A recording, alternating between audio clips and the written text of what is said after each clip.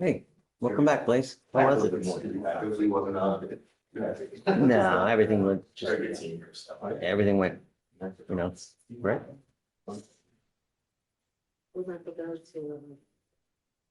All right. You ready? Yes. All right, let's roll, nerds. All right, we're starting with page 8. Frederick, come on up.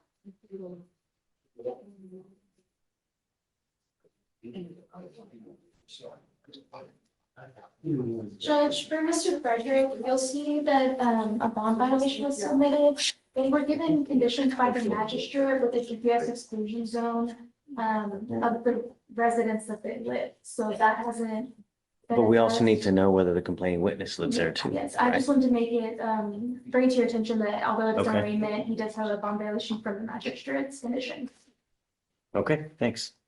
You are Christopher Frederick? Yes, sir. Mr. Frederick, you're charged with assault on a family member. You're facing up to a year in jail and or a $4,000 fine. We're going to do probable cause. You have the right to remain silent. Anything you say can and will be used against you.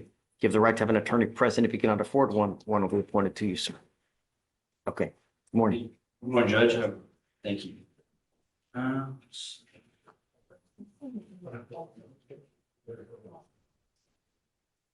On March 31st, 2025, so the law enforcement officer made contact with the complaining witness who stated the defendant is her boyfriend. The complaining witness stated that they got into an argument over the defendant and the complaining witness both stating they would break furniture.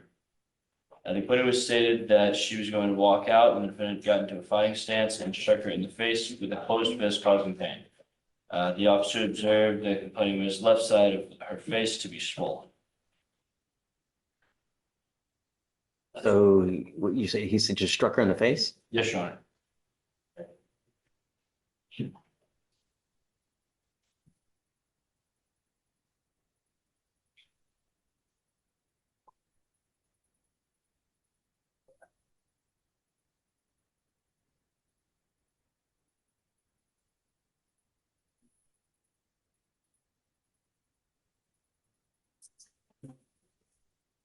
Mr. Frederick, I'm going to find that there's sufficient probable cause to go forward with the case. There are bond conditions that the magistrate placed on you. If you fail to live up to those conditions, if you violate those conditions, a warrant for your arrest will be issued. You will go to jail. No more PR bonds for you. Do you understand? I'm going to do everything in my power to protect my community at all costs. I don't care who you are, what color you are. You're a small farm animal. If I find that you violate these conditions, I don't care what your excuse is, you will go to jail. So, Felicia, tell me, what conditions is he alleged to have violated?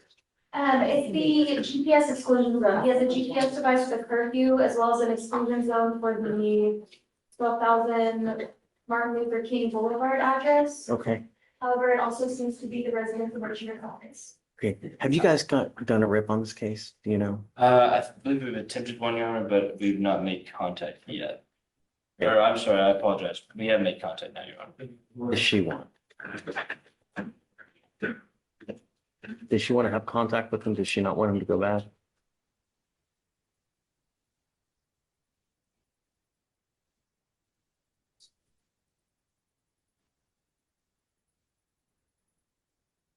Mr. Frederick, do you have the ability to hire a lawyer? No, I don't. Okay, I'm gonna need you to fill out an application for me. I need to know whether you qualify. We don't just give out court-appointed lawyers like it's candy. You have to qualify for it. So what we'll do is Deputy Miranda is going to give you an application. I need you to fill it out. I need to know everything about you, what money you have in the bank, what kind of money you make, what kind of job, cars. Let me take a look at it. I'll see whether you qualify. Do you currently have a monitor on you now? Yes, Your Honor. Okay, you are not allowed to go back to this house. I don't know whether she wants to have contact with you until I know. I'm going to honor these bond conditions. Do you understand? Yes. Okay, so let's first see if you qualify for a lawyer. If you do, I'll give you a lawyer and then we can go further. Deputy Miranda is going to give him the application. I'll have you sign a reset and then we'll have you take a seat in the jury box. Go ahead. Your Honor, this is like you said. They were living together and they no longer live together. I'm not sure if that means she moved out of the residence and she lived in the residence. See, maybe we can get it done a little bit later today. to see. Yes, Your Honor. This is a community, That's it for now. Judge, Judge, you ready? Yes. So we have a couple more. Hi. One, I don't think I've ever seen you not in a bow tie. Yeah, it's few and far in between. What, So this is, I talked to our conviction and integrity unit, who's sending out the letters and the notices to the individuals that have wrongful, I guess, wrongful conviction. right, And what we're doing is, of course, the ones that are inside 30 days, and we can just come to court and fix them. When they're outside 30 days, what's happening is they're either hiring a lawyer to file a writ that's unopposed, okay. or they're being appointed a lawyer. I'm happy to point all of them because it's our mistake, so there's no reason for them to have to use money. All right, and they're going to be unopposed. Okay. So it should move very quickly. I know it adds a case on the docket, but they're. I don't care. It doesn't matter, really. It's nonsensical to get up in arms. So the idea is that we streamline it so that we know we have it, Yes, deal with sir. it fast, so they don't have to take a lot out of their time Yes, to sir. deal with it. So I guess what I'll do is I'll start letting you know when we have one come in. Is that all right? That would be great. Okay, And then we could do it, like I said, we could do it unopposed. There's no, as far as I'm concerned, of course, it's up to you, but we don't even need them to appear in court. We just do. okay. Just get it done. The one we have on here on Friday has a bunch of open cases now. So are we still going to do it the same way? Do it the same way, unopposed and just move the case. Okay. Thank you, Judge. We're waiting on him to file a motion for new trial. Once he does, then I'll send you notice. Thank you. Thank Okay, you. great. Thank you, Victoria. Okay, thank you so much. Yes, Just sir. have to interpret May I be it. excused, sir? Whoa, thanks for coming. Thank you. Page 11, Okay. Hernandez, Ernesto, come on up. Good morning, Judge. Buenos días, señor. Yo soy su intérprete. Me parece que conteste todo a voz alta. Okay. You are Ernesto Hernandez. Andes. Yes. Mr. Hernandez, you're charged with failure to stop and give information, which is leaving the scene of an accident without exchanging information. You are facing up to 6 months in jail and or a $2,000 fine. We are going to do probable cause. You have the right to remain silent. Anything you say can or will be used against you. Yes, será You usado have the right to have an attorney represent you. If you cannot afford one, one will be appointed to you, sir. para hacer. Okay. No Judge, diga nada, escuche. on March 31st, 2025, in Harris County, Texas, law enforcement officer was flagged down by the complaining witness who stated that a vehicle was driving the wrong way down a one-way street and damaged the complaining witness's vehicle and did Encima not del attempt to vehículo del stop. acusado The y complaining nunca witness parar. stated he followed the defendant to a dead end and called the No police, te lo then siguió found the hasta law una calle enforcement sin officer. salida. The complaining witness then showed the law enforcement officer where the defendant's vehicle was parked. Se le The enseñó law dónde enforcement estaba officer found the estacionado defendant el asleep behind the vehículo, wheel of his que estaba vehicle. dormido detrás del The volante complaining del was able to vehículo. identify the defendant as the La individual who was driving the denunciante pudo vehicle at the identificar time the el damage individuo occurred. con The complaining witness estaba manejando estimated el the damage vehículo to cuando be hizo. $800 to $1,000. Estimaron que el daño, I'm sorry, the amount $800 to $1,000. de entre 800 a $1,000. So he hit the vehicle and Así took, que él le pegó al Yes, vehículo hear that you, and how far did he go? y que tanto I'm siguió. not sure. Dice, no estoy seguro.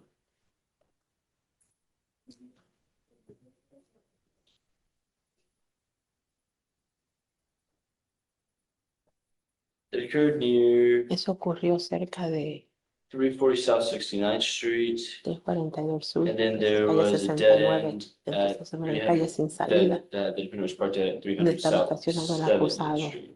cerca de la calle 70. Read the part where the accident, Dice, please, if you lea don't la mind, parte into where he took cuando off. ocurrió el Yes, accidente Your hasta Honor. dónde. I didn't hear it. Complainant stated a El vehicle was denunciante driving dijo on que the un wrong way vehículo of iba a en otro public roadway sentido, en una carretera as a one-way pública, street. que era una calle de un sentido. And the complainant stated the defendant Dijo que el damaged acusado his dañó vehicle su when the vehículo defendant was driving the wrong cuando way and did not estaba, attempt to stop. cuando estaba manejando Has en the una vía en difference, Your Honor. contraria.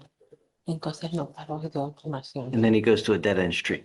Es una calle sin salida. Yes, Your Honor. Sí, sí. He falls asleep. Yes, Your Honor. Do we know if alcohol is a factor? Ha consumido It's not alcohol. alleged, Your Honor. No se alega eso, su señoría. I'm not sure that there was any No estoy investigation. seguro si hubo una investigación. Mr. Hernandez, Señor I'm Hernández, wondering if there's voy a sufficient encontrar la probable cause to go suficiente forward causa para seguir case hacia adelante con su caso. on his license, please. Yes, Your Honor. If you do not have a Texas driver license and liability insurance in your name, you are not allowed to No se le drive. permite manejar. Do you ¿Lo understand? entiende? If I find that you do, Usted I will put you in jail. vamos a meter a la cárcel. His license is eligible. I don't know what your immigration status is, but if you're not in this country with permission and you go to jail and immigration finds you, No they encuentra can possibly put a detainer on you and you will be stuck like Chuck in there como yo. until this case is over with. Do you understand? ¿Lo entiende? It Yes. is a bond condition that you're not allowed to drive unless you have liability insurance as well. Do you have the ability to hire a lawyer? Has de contratar un abogado. Sí contraté uno, Yes, I Pero- hired one, no ha llegado, yo creo, no sé. but he hasn't gotten here. I don't think so. I don't know.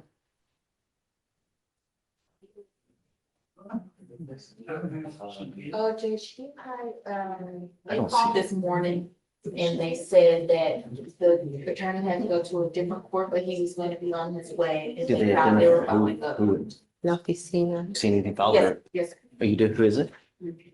'Cause I don't see it. That's It is Mr. Pass. David Potts. Okay. So what we'll do now, Mr. Hernandez, is I'm going to have you sign a receipt, Victoria. We will have you take a seat in the jury box while we get your bond conditions. We will also wait until your lawyer arrives. Su abogado. Please, do you mind filing no driving without both? Yes, Your Honor. Hi. Yes, ma'am. Morning. Good morning. I have an arraignment Okay. on Mr. Fatucci. It's BYTY. Okay.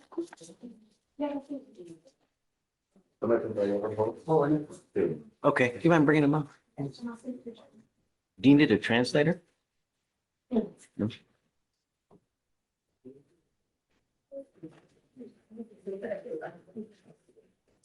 Good morning, Mr. Shea. Good morning. Sir, you're charged with assault of a family member. You're facing up to a year in jail and or a $4,000 fine. We are going to do probable cause. You have the right to remain silent. Anything you say can or will be used against you. You have the right to have an attorney present. If you cannot afford one, one will be appointed to you, sir. Judge, I'm sorry, I didn't understand. SHA.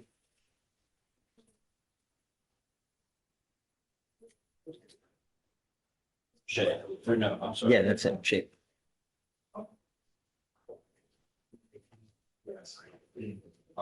Judge. On March 30th, 2025, in Davis County, Texas, an officer was dispatched to a family disturbance call. The officer met with the complaining witness who stated that the defendant is her husband. The complaining witness stated that the defendant and her son, who has mental health issues, got into an argument where the defendant slapped her son in the face. The complaining witness then intervened by getting between them. The defendant then grabbed her by her hair and pulled it, causing pain. The defendant then left to the garage, saying that their children would grow up without parents. Judge, if I may, they did a rip call, and in the rip call, it indicated that she didn't feel any pain.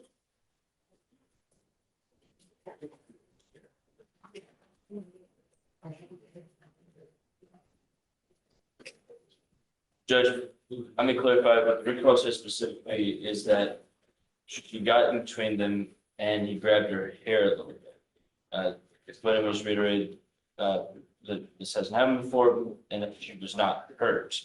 Does not say she didn't feel pain, just that she was not hurt.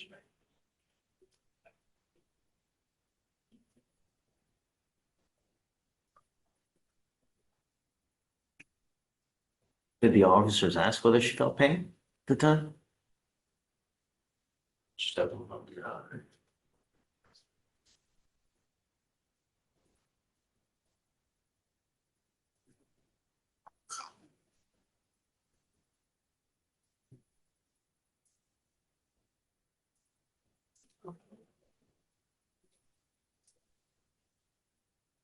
The Jones says that the complaining witness stated that the defendant grabbed a hold of the complainant's hair and pulled it hard, causing her to feel pain. That's as the injury. It does say that. It does say that the injuries grabbed a hold and pulled it hard. Mr. Shape, I'm going to find that there's sufficient probable cause to go forward with your case. Do we know whether she wants to have contact with him?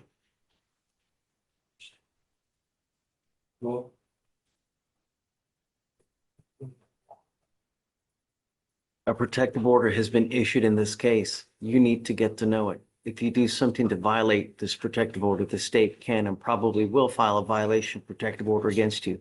It's one of the worst cases you can pick up. The complaining witness is asking to drop charges and to drop whatever bond conditions exist, Your Honor. I don't know if that's. So what I'm going to do is I'm going to order you not to have any threatening or harassing contact with this person. If I find that you do, I will revoke your bond and put you in jail. You need to understand that what is threatening or harassing doesn't matter what you think. I could care less what you think. It's what she perceives. Do you understand? Yes, Your Honor. And you've got a lawyer. The lawyers will take care of you. I will waive your appearance so you don't have to waste your time coming to court, but stay in touch with them. They'll tell you if and when you have to come back to court. Thank you, Your Honor. Do you mind filing no threatening or harassing conduct? Yes, Your Honor. And we can amend the MOA approval as well to take off the residential restriction. Thank you, Judge. All right, sir. So what I'll have you do is we'll have you sign a reset with Victoria. We'll have you take a seat in the jury box. We're going to get bond conditions created for you. Once you sign them, after that, you'll be free to go. Do not leave until you sign the bond conditions though, sir. Thank you. Okay, thank you. Thank you, Judge.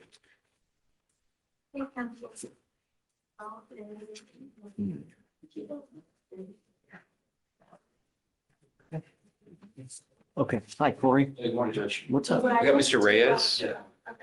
Adam? Your case? Yes. Can I bring him? Mr. Reyes? Come around.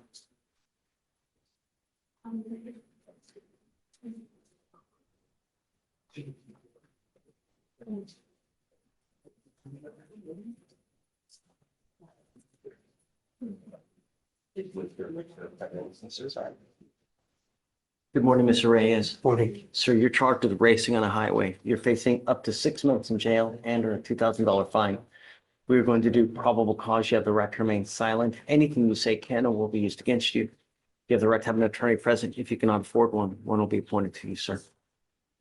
Okay. On January 23rd, 2025, a law enforcement officer observed a black Silverado and a white Honda Accord at the 7800 block of South Highway 6, turning left. The law enforcement officer turning left at a high rate of speed. The law enforcement officer made a U-turn at the intersection to follow both motor vehicles, having to travel approximately 66 miles an hour in a 40-mile-an-hour zone. Law enforcement officer observed the motor vehicles to be side by side with the Honda flashing emergency lights. Law enforcement officers observed the Honda turn off its lights, and both motor vehicles began to speed up again while driving side by side and run a red light. Law enforcement officer attempted to catch up to both motor vehicles, causing the law enforcement officer to travel approximately 90 miles an hour in a 40-mile-an-hour zone. The law enforcement officer briefly lost sight and re-observed the Silverado as the motor vehicle continued traveling eastbound. A traffic stop was initiated and the law enforcement officer made contact with the driver.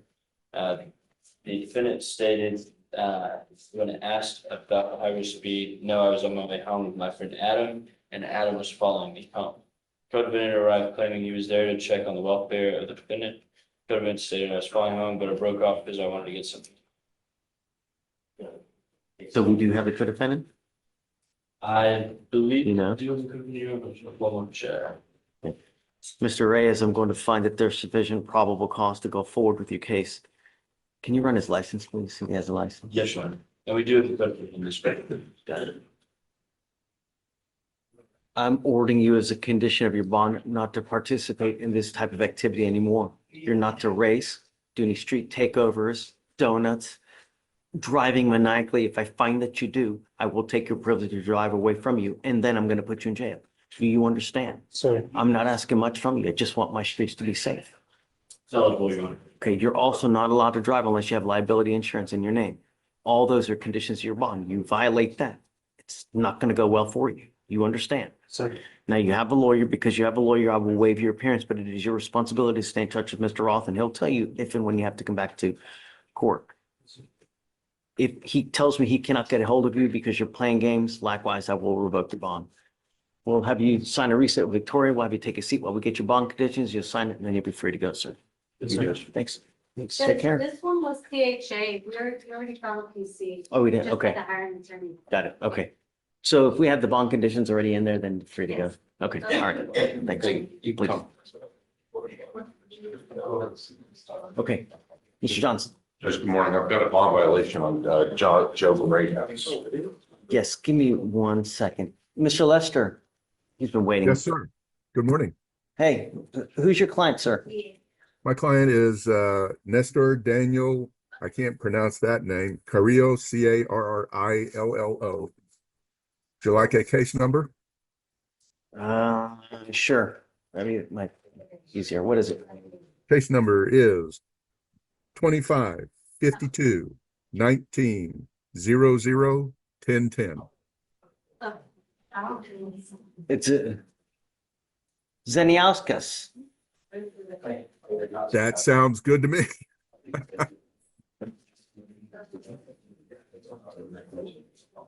Okay. Do you have proof that he's in ICE? I can furnish the court proof. I'll provide the court with a denial of his bond. We had the hearing. He was denied. His case has been set, the merits hearing, for May the 6th.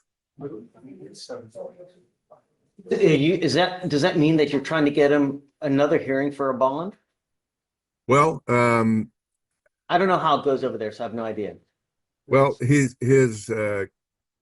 bond was denied because the court did not have jurisdiction because he was an arriving alien. So he is in the custody of ICE at this point. They are not going to release him.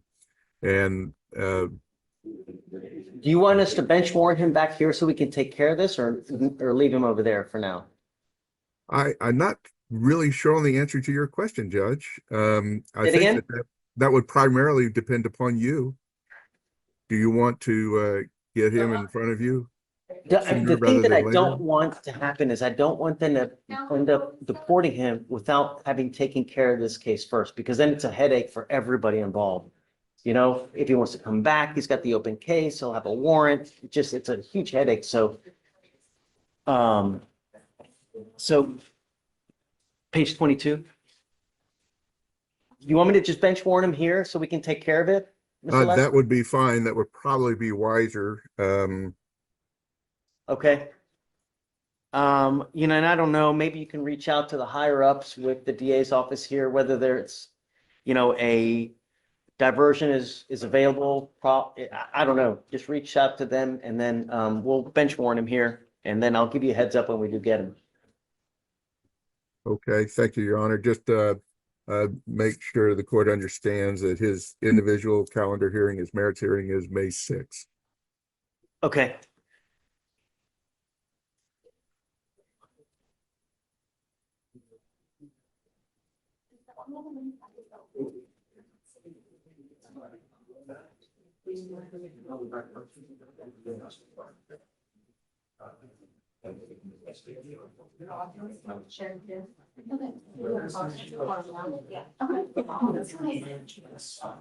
Anything further, Your Honor? Yeah, let me see. Hey, so we're gonna bench warrant, bottom of 22. Do we need to put him on a new date? Yes, they require at least 2 weeks, so how is the 21st? How's the 21st of this month? Is that okay with you? I think that'll work, Your Honor. Okay. And you still welcome to zoom in if you need to. And if we don't get him, we'll just give you a heads up and then we'll see where we go from there. Okay? Very good. And you're giving me a reset to the 21st. Is that correct? Yes, sir. Council for reset? Okay. Thank you, Yes, Your Honor. reset to the 21st. Okay? Thank you, Judge. May I be excused? Yes, sir. Thanks. God bless. Have a great day. You too. Good morning. Got Joe Greathouse on your docket. Mr. Greathouse, come up.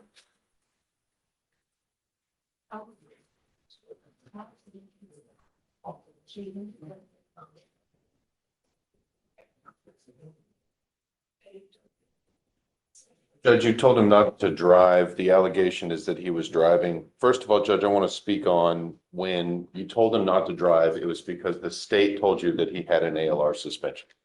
What I've got for you, Judge, I couldn't access it at the time because I don't have access to our closed files. This is an ALR dismissal order. So, okay, There was never a suspension on his license at all. He's been good to drive. he was also drinking. Well, But the concern was that he was drinking. And but Judge, you told him before you left that that you were doing this because there was already a suspension on his license that he couldn't drive. I never got the impression that you were taking that action because he was drinking. And he was drinking allegedly, and the Yes. license was suspended. yes, Can you and- run his license, please, state? Your Honor, it does show to be eligible to. Did it just become eligible, or when was it eligible? You know what, let's do this. I have a line of people, I've got arraignments. Let me put this off a little bit because this is gonna take a I lot have to more go to the time. doctor's office. I sent you an email on Friday when you said this. I'm supposed to be at the doctor. I took today off, but I never got a response then when I asked to move this to tomorrow. So I've got to get it done. I've got to be at the doctor. So we can do it tomorrow. You want to do it tomorrow? I'm already Let me here, look at Judge. what, I'm already here. Your Honor, it looks like it was lifted on 4/2/2025. so what day was it lifted? 4/2/2025, from what I can see on the license. It's the license. And what are the days that he's alleged to be driving? The second judge, let me double check.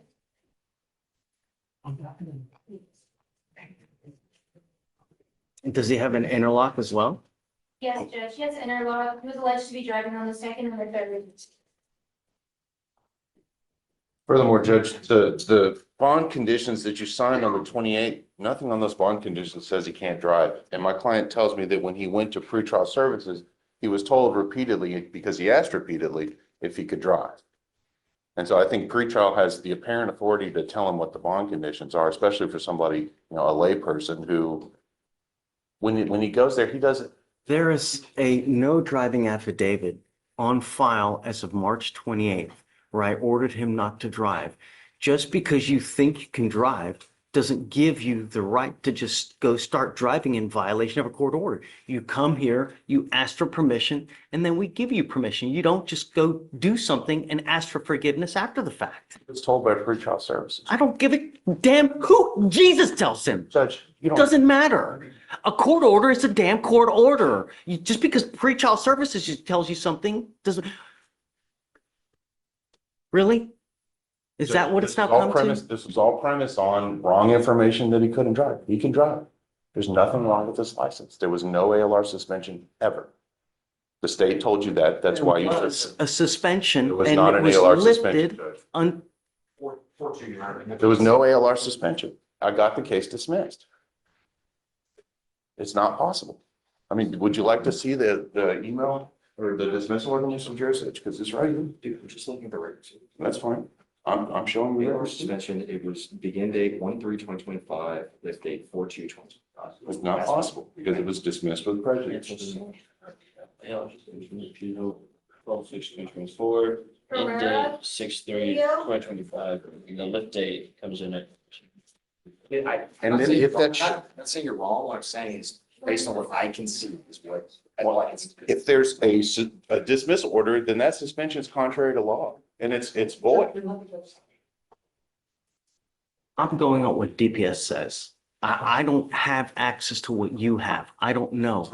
All I know is please, you don't need to put your computer. All I'm saying is that regardless, Mr. Johnson, a court order is a court I order. understand. You don't just do something willy-nilly because you think that you're in the right because of this. No. We have court orders for a reason. If you ever do this again, I will have a contempt hearing. I'm warning you now. And the next time you do something contrary to anything, I'm going to throw you in jail so fast, your head's be spinning as fast as a wheel. Now,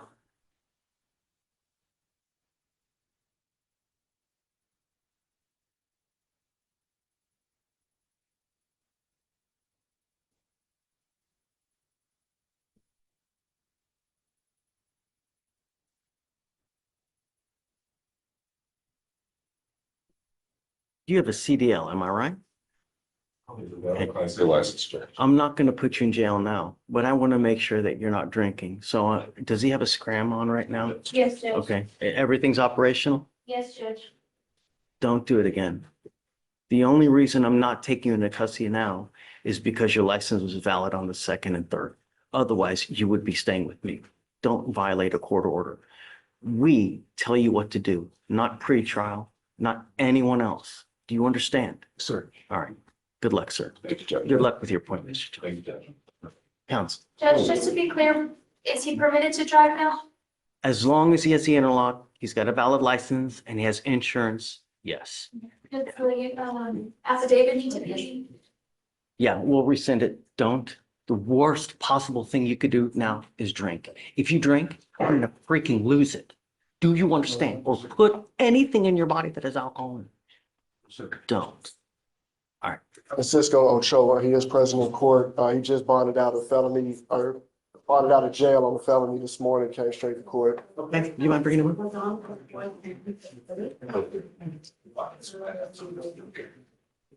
Can you run his license, please? Yes, Your Honor.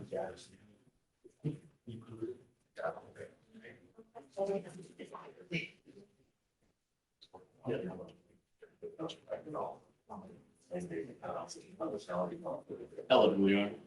Okay, all right. So, Mr. Ochoa, the only bond condition I'm placing on you now is don't drive without a license and insurance. As long as you can abide by those, I'm going to be happy.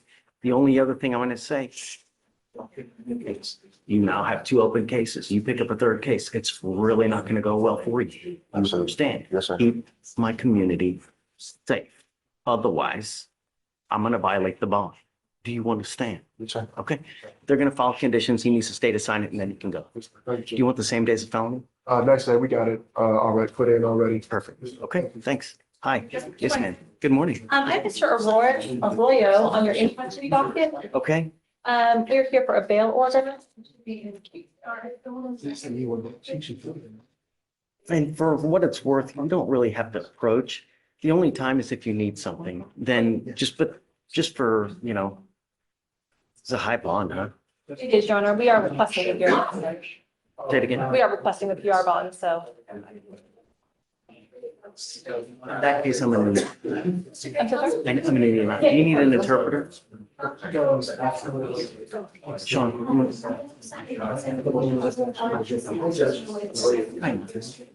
You need an interpreter?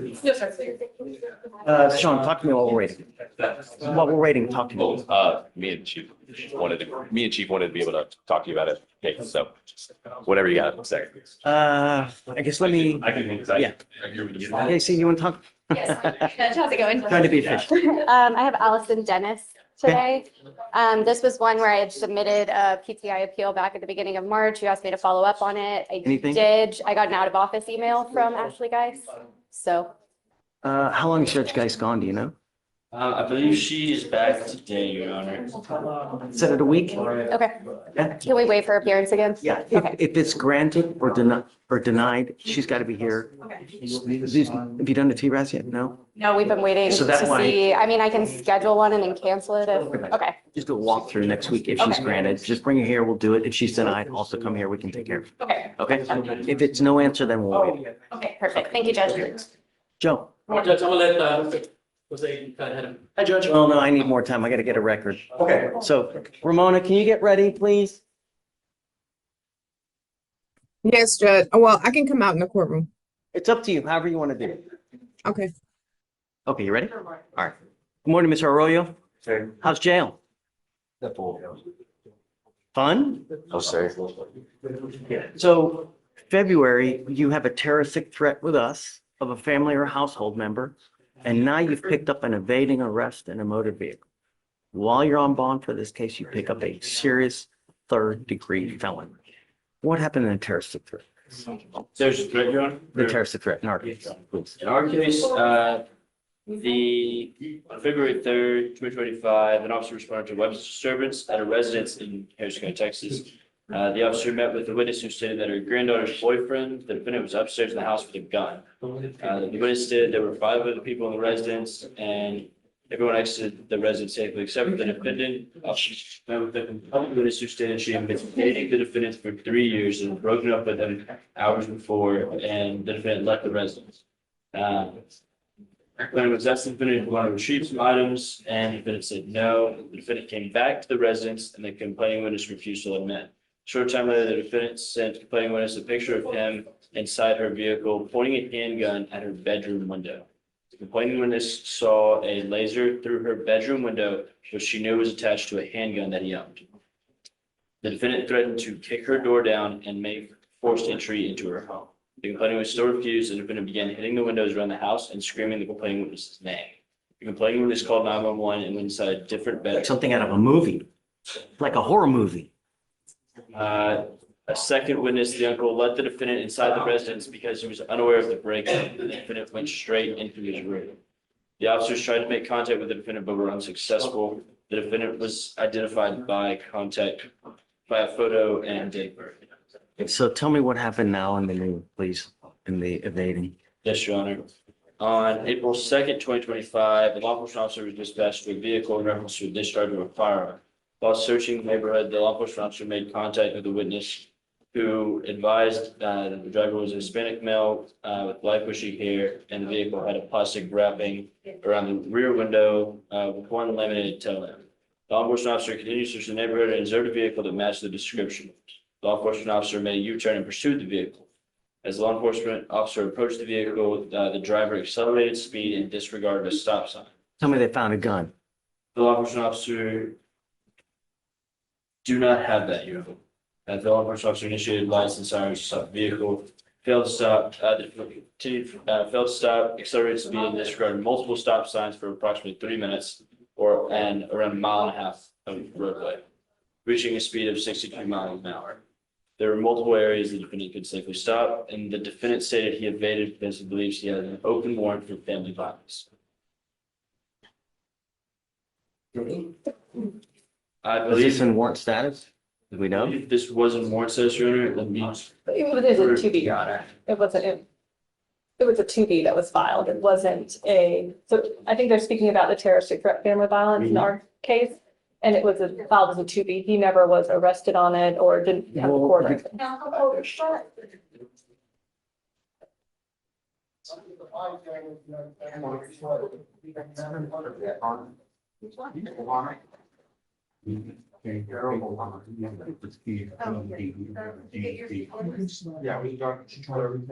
You know, Mr. Arroyo, you need to think that in this world, when you go to jail,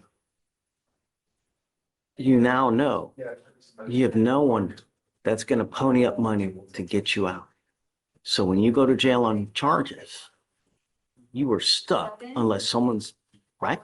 Since January, you've had an unlawful restraint, an assault of a family member. Now you have these 2 open cases. Why would we continue to give PR bonds? If I may, Your Honor, the 2 previous cases, the unlawful restraint and the assault family member, the file date was back in 2023. He had it set for a jury trial and it was dismissed. He never bond forfeited. You represent him on this case? I did not. I was just appointed today to him. But I'm just looking at the procedural posture of the case. He does not appear to be a flight risk of any kind. He took those cases and. Well, I mean, he's evading capture now with the police, you know?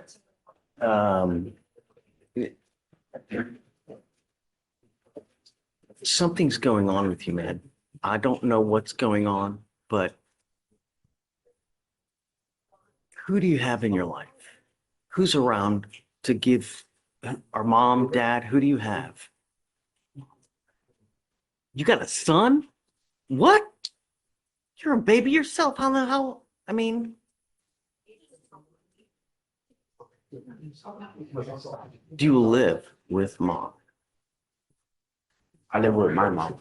Well, that's what I'm asking. Who do you live with? I live with mom. Do you actually live there or are you out on the street all the time? I actually do live there. I stay there and I take my sisters to school in the morning and pick them up after school. And I work and I take care of my son every day that I can when I'm not working. And he sleeps over if I'm not going to work the next day. That's all I'm really doing. In the last couple months, you've had 4 charges. What do we need to do to ensure you don't pick up a 5th?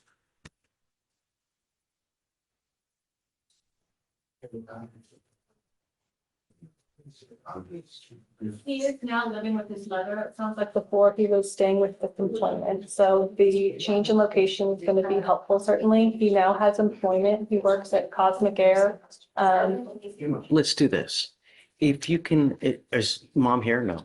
I don't believe No, so. sir. So let's do this. If you can verify that she will actually take him, because I'm not giving you a PR bond or even a bond reduction for you to just go out on the street. Sir. If I let you out, I'm putting you under very strict rules. No dope, no alcohol, and I'm going to test you like crazy. Does he have a license? You're not allowed to drive. I don't care what you got to do. I don't care about your little brother having to go somewhere or your son. If you don't have a license and you don't have car insurance, then no driving. That is a bond condition. I'm going to have you sign an affidavit promising you. If I find that you do, I can have a contempt hearing an additional 6 months. But I'm not letting you out unless you have a stable place to go to, because I don't want you out on the street. Nothing good. And I'm giving you a curfew as well. You understand? Sir. I'm going to put a monitor so I know where you are at all times, and then we'll talk. But first things first, not to the street. If you can verify that he's got a place, then let's talk, and I'm happy to do something. Thank you. Yes, ma'am. Yes. Okay. Joe, that way. Guys. Thank you, Judge.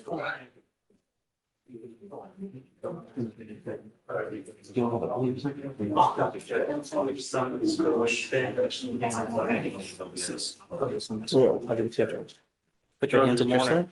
Hi. My Judge, Yeah, great to see you. What's new? Judge, this is a plea. It was a felony case. We refiled it as a misdemeanor. Okay. And there is a victim impact statement. The victim is not present. So I was wondering what the court wanted to do. I don't want to do it. If they want to make a victim impact statement, then I want them here and we'll do it all together at the same time. Because I want that person heard as well. It's only fair. So They were unable to make it today. They had notice about today's court date. fine, we'll set it for whatever day you want. Do you want to reach out to them to see what day is good for them and then we can do it? I mean, take your time. There's no rush. Judge, Really. if I may, this case is 3 years old. We've had 7 trial settings. We finally resolved it to today, and then she can't come on the day of trial. I don't know, Joe. I'm But just. that's what I'm saying. I'm letting the court know. I think that's kind of unfair to See my if they can client. Zoom, because I have Zoom. We could ask her. I don't know if she has that ability.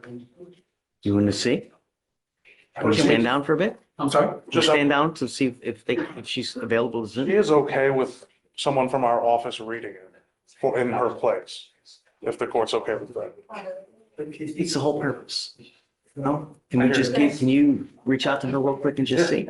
I know you're in the home stretch, Jim. I mean, I know you've gotten a great deal here. They're reducing it to a misdemeanor, ending on it deferred. So just give me 5 minutes. Let me see if they can do that. Yes, sir. Sean, just go ahead. Blaze, in top table. All right, there you go. You're free to go. Council board reset.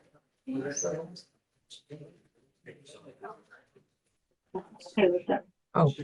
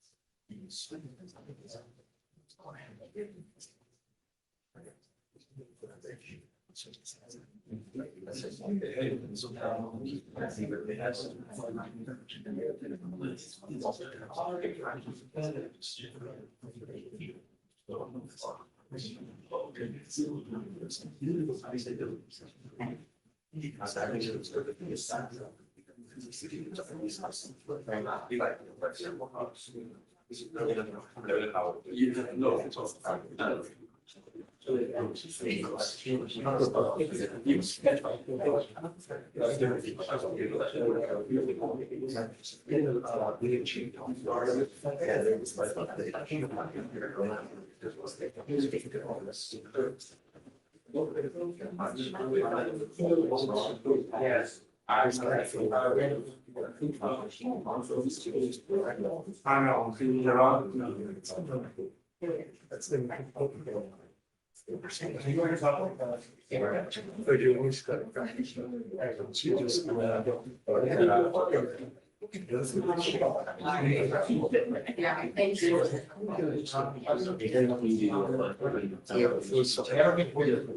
I'll get one.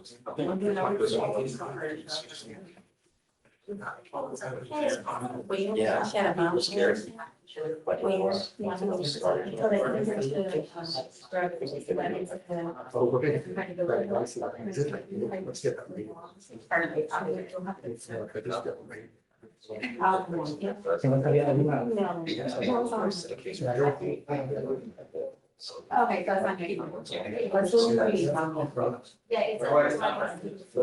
Thank you. You're welcome.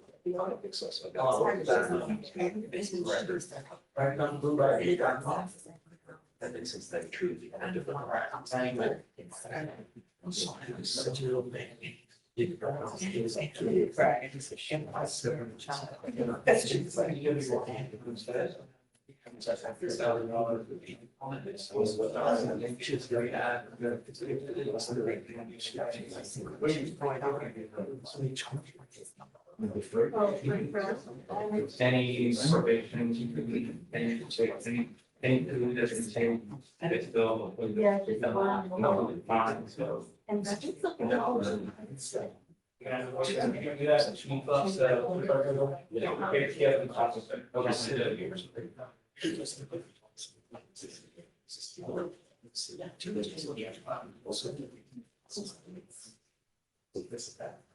Ramona.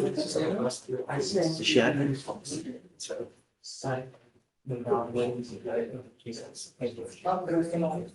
Hold on now.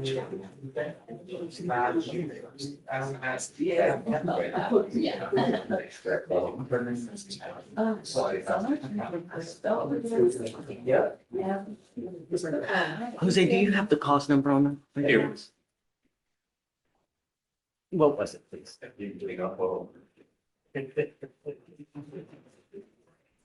Michael, I'll hit you up next. 25. Chat me who you have, please. Okay, ready? 1. Okay. 8785. Okay. That's right. Guys, we're going on the record. If you need to talk, please go outside. Ramona, tell me when you're ready. Ready, Judge.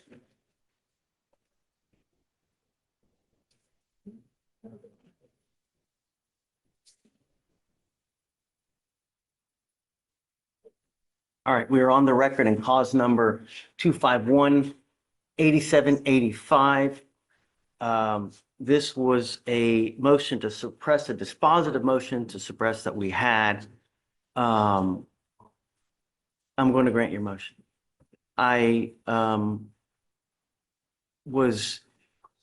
We had reset this case. If I'm not mistaken, we had reset the case several times because of the availability of the officers, right?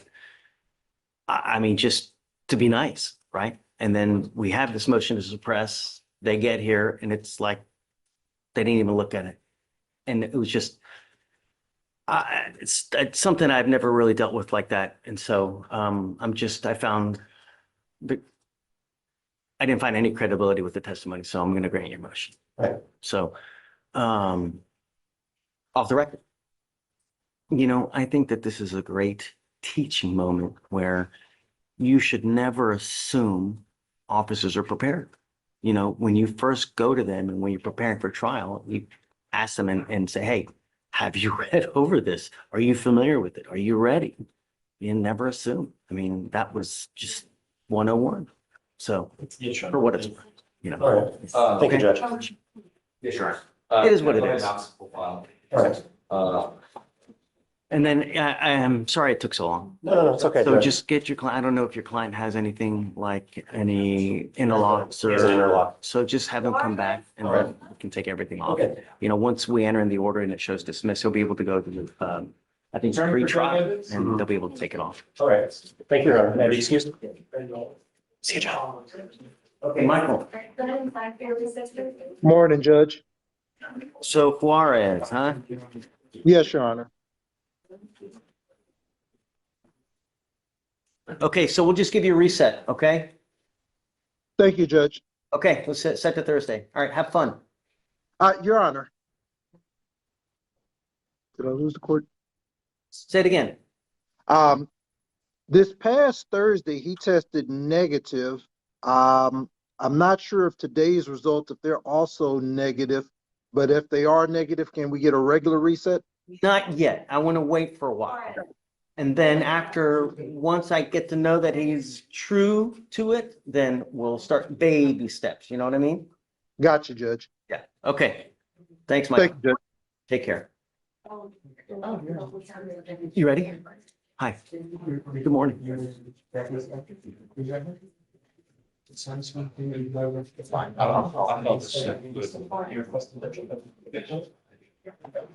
Blue light, it's downtown. Yes.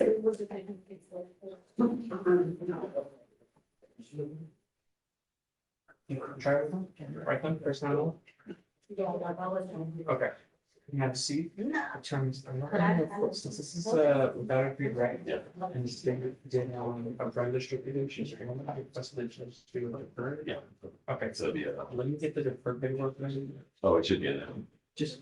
The, or at least the deferred. You call him back up? Yeah, he did. I'll just get his thumbprint on both. Sure. So see what he does. That's totally okay. Cause I'm probably gonna have to get it afterwards if I. Yeah. When we do ours. Yeah, I got it. I got you. Yeah. After it. Sure. Get his thumbprint and then I'll.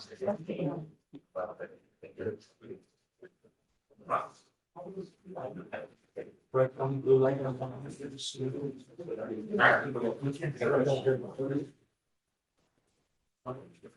Wait for it. Oh, yeah. Hold on. Oh, yeah. Oh, okay. Yeah.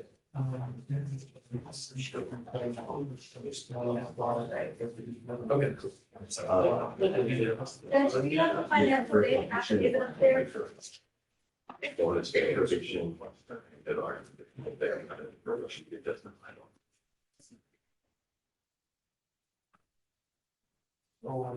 Yeah, I'm gonna grant it. Yeah.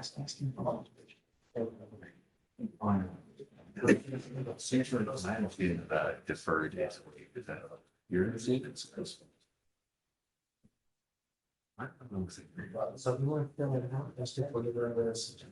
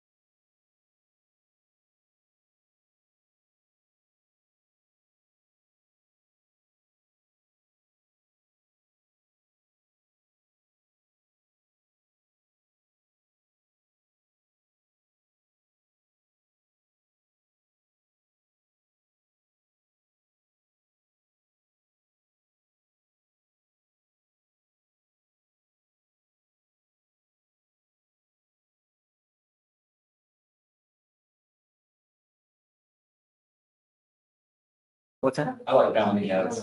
Okay. All right, Joe. Hi, ready? It's a good Monday. James Pons. Morning. I had Mr. DeLeon in custody. I had two requests. One, if you would help out with his bond it's at 10,000. I know he's missed court. I've had a discussion with him. If you could make it 5,000, please. And then my second request was to put the case on Wednesday, so we can dispose of it appropriately. Okay. So we can put it on for Wednesday for you. Thank You you. want a bond reduction? Yes, it's at 10,000 right now on a misdemeanor dumping. I know he's missed court. I've talked to him about that. We got a good discussion about him making it to court. I had his bond at 5,000 two FTAs ago. Judge, may I approach? I'm so sorry. Hi. Wow. Hi, are you talking about Mr. DeLeon? Yeah. I'm here on that. Are you hiring on? No, I'm the prosecutor. She's Judge. with the state, yeah. Wait, what? What? You forgot. Yes, I'm with the state. I am now the only environmental law prosecutor. Wow. So, hi, nice to Welcome meet back. you. Could you agree to a $5,000 bond, please, ma'am? Would you agree to that? He's asking if you would Yes, agree to it. that's fine. 1,000. I'm going to give him one more chance to complete his cleaning green. And if he doesn't, we'll just do conviction alternative. Well, but I know. 4 different times? Yeah, I'm just going to give him one. I'm not last- letting him out. I'm not giving a PR bond. I'm going to agree to the 5,000. Okay. And ma'am, if you could make an offer, we appreciate the PTI. I've reviewed that with him. If you could make a time offer for Wednesday so we can go over some options, please. I'm sorry. No, I want him to do it. You want me to clean? You can lead a horse to water. Well, then let him sit. Well, that's what he's saying. Because I mean, Wednesday, if you make an my offer, name I is can Dennis, discuss it and with him. Can I see who am I talking He's to? why are the TVs not? It's James Pons. Oh. Can I go talk to him? No, I'm James, asking him. can you chat me your phone number? Do you mind? No, I meant Mr. DeLeon. Can I go talk to him? Oh, well, I don't know. Can she go talk to your client? James? Okay. Can she call me first? I'll shoot you my phone number. All right. Thank you, Judge. I guess just let me know what you guys want. Okay. Okay. Marco? I'm still waiting on the interpreter. I sent my number to the text, so I'm expecting a call from her, right? Okay. Great.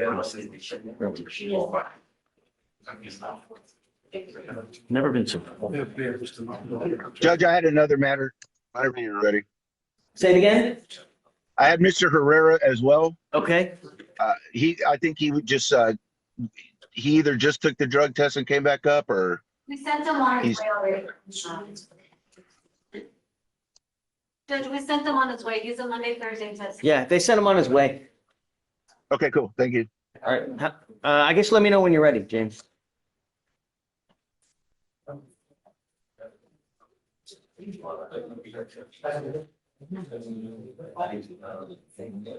So do I put withdrawn on here? If you can at the bottom, like in your blue pen. Yeah. And then we'll just put the entry in and I'll do an MM30 to place the previous Okay. image.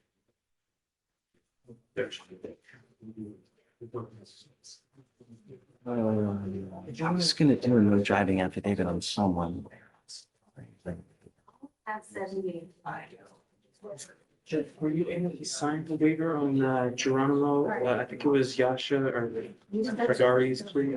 Did he go already? No, we haven't done this yet. I was wondering, this is off docket, right? No, that was I know, but this one's off docket too. No, it is. I don't see it.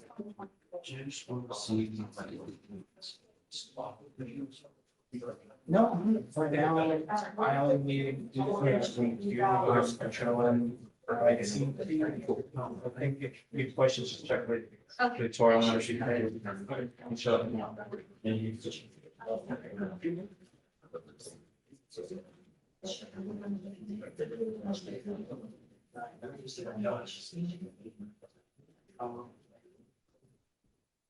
You know, Cheryl, you can always bring him out. What? You can always bring him out. Oh, you're here. Wonderful. TVs. What?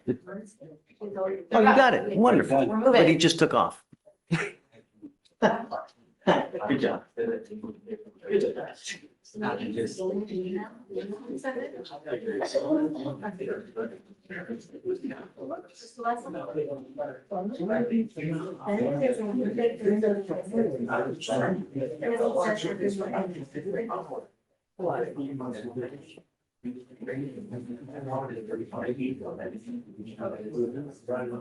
Oh, you know what? No, they weren't gonna do the plea. They weren't gonna do the plea because they wanted to find out.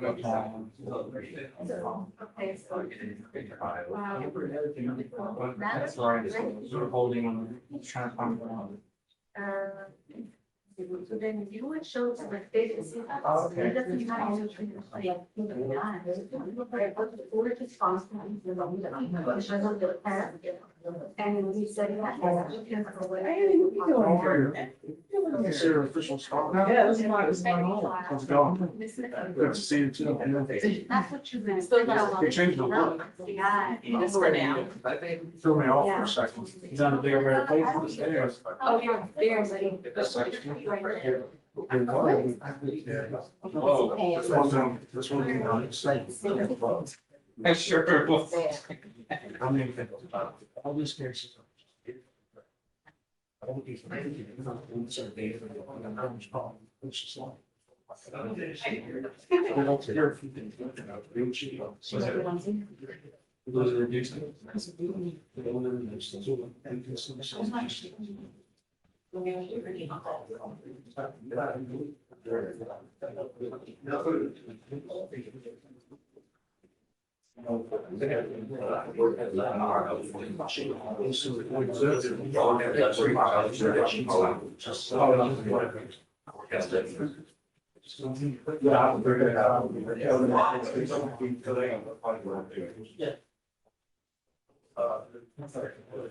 I'm sorry to hold. What's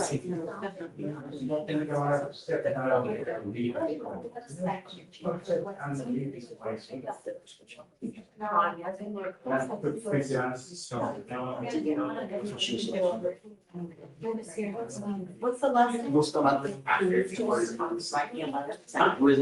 It's a bunny. It's funny. Oh, right.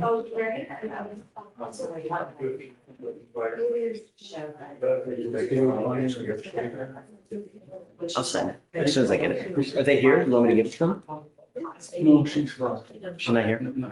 Okay, got it. Okay, have fun, Joe. Good job. All right, let's take each other share some. Oh, wonderful. Let's do it. Come on. They're bringing them out, Judge. It's Bustamante on page 25. I don't, okay.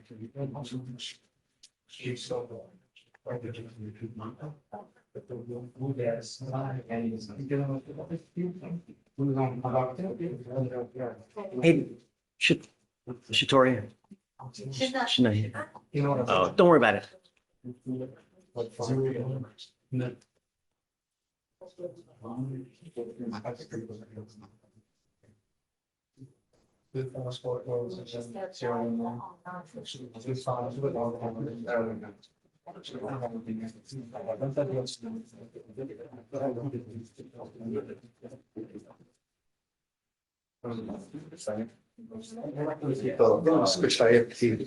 Sí, señor, no, señor, ¿ok? Y todo voz alta. Pues sí, señor. No.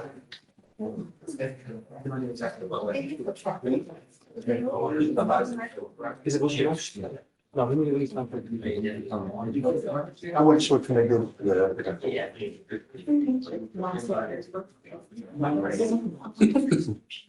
No problem to speak, Judge? That's nice. Never, man. We haven't tried a case in ever. That's still not so bad. Yeah, I mean, well, it's, when you have reasonable problem, that's what.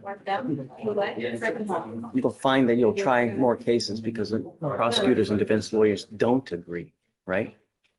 So that's why we've been blessed with great prosecutors. That's why we don't try. Which is a good. Got it? Yes. All right. Good morning, Mr. Bustamante. Good morning. So you're charged with driving while intoxicated. You're facing up to 6 months in jail and or a $2,000 fine.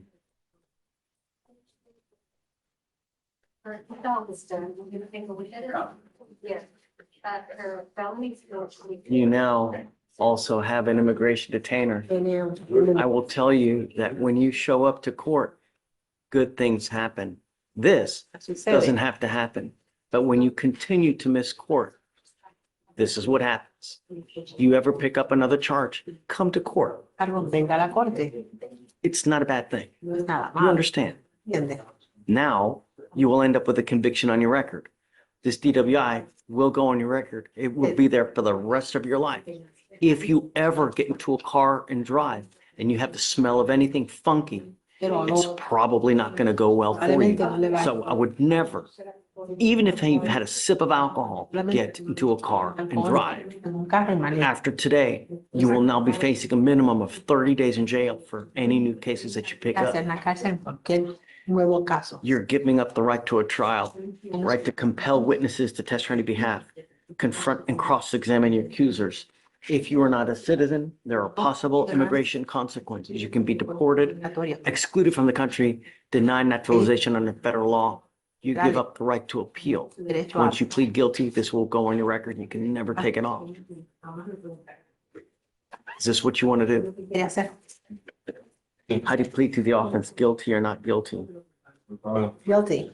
I'm going to find you guilty. I'm going to sentence you to 30 days in jail. I'll give you credit for the 90 days, the 19 days that you've done. I'm now going to suspend your license for 90 days. Do not drive until you get a license. Good luck to you, sir. Thank you, Judge. Thanks. This is on Mr. Arroyo. Okay. In custody. I was able to speak with his mother. She gave me the address. They've lived at that particular location for 10 years. She verified that he does live with her, but he can continue to live with her. I advised her what the court said about taking the siblings to school, and she said that's not a problem. She'd be able to handle that. Okay, great. And so I wanted to reapproach that. I will. I'm going to put a monitor on him. Sure. Okay, GPS monitor so we don't lose him. Okay, no drugs, no alcohol, testing, Yes. And the GPS is an exclusion zone or a curfew? curfew. So he's not out in the middle of the night. There's a current 7 to 7 curfew. Yeah, that's too much, but like 9 to 6. Yeah. And let him know that it's okay. Go ahead. No, I was just gonna ask the state, but also to ask for exclusion zone if possible on that. Oh, that's right. Not going back to, yeah, you're right. No weapons. Then no, you're right. So the exclusion zone is no going to the complaining witness, no, not to go within 500 feet of where she lives, works, no contact with the complaining witness, and please admonish him that he's not going to get another one. Understood. Okay, yes, ma'am. Yes. There's the PR ones. Yeah, Say it now. yeah, just leave it. And the court wanted a new driving affidavit as well. Yes, yeah, that's what it was. That's what I was wondering. Okay, hi, Herman. Judge, may Is your guy here? Yes, sir. Bring him up. No, not at all. We have a disconnect on the reinstatement fee. Is the court requiring the reinstatement fee? I was told. I'm not going to. I want to admonish him. Oh, yeah, okay, cool, Pay it. Mr. Fairfield, yes, we. No, yeah, I'm yes. not, no, I was going to grant it regardless. Okay, cool, okay. It was a disconnect that he came to us. Come over here, Mr. Fairfield. Oh, yeah. Yeah, do you mind bringing him up? Of your party? Is that him? Yes, Mr. Fedofino. Come on. He's already in PTI. Okay, great. Where are we going? He already has an interlock, right? Yes, sir. Okay, so you need to understand a couple things, that this license right here is on my name. You're only allowed to drive a car that has an interlock on it. This doesn't give you an open license to drive any car, only ones that have an interlock on it. Do you understand? Yes, sir. You also need to pay that reinstatement fee. If you do not pay the reinstatement fee, this is only good for 30-something days, perhaps 45 days. You have to get in full compliance with DPS, and then they will extend this for the full life of the suspension, which is 90 days. If you don't pay the reinstatement fee, probably after 30, 45 days, this is not going to be valid, not worth of anything. Do you understand? So I would probably pay the reinstatement fee as soon as you can. Okay, done. Thank you, Your Honor. Yes, All right. Have a seat, Mr. Frederick. Here, I'll bring it. Thank you. Thank you. So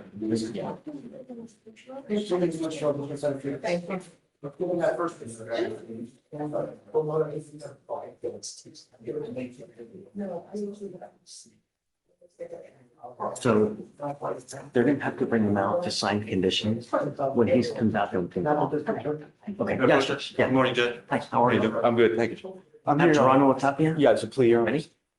Geronimo, do you need an interpreter? No.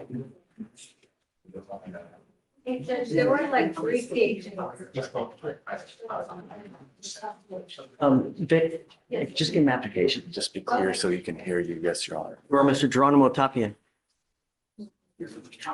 Sir, you're charged with driving while intoxicated. You are facing up to 6 months in jail. Hey, please. You're facing up to 6 months in jail and or a $2,000 fine. You guys have worked out an agreement where they're offering you a 15-month deferred. This is a type of probation that if you complete successfully, you do not end up with a conviction on your record, but it's not dismissed. You cannot tell people it's dismissed. It's if you complete it successfully, you just don't end up with a conviction. You understand? There's a big difference. Now, for you to complete this successfully, you must do a DWI education class, an effective decision-making class, 2 victim impact panels. You must also do a TRAS. This is an evaluation to see what other conditions you need. If they assess other conditions, you must fulfill them as well. No drugs, no alcohol, guardian interlock, and substance abuse treatment as needed, as indicated by the TRAS. Is this how you understand the agreement? Yes, Your Honor.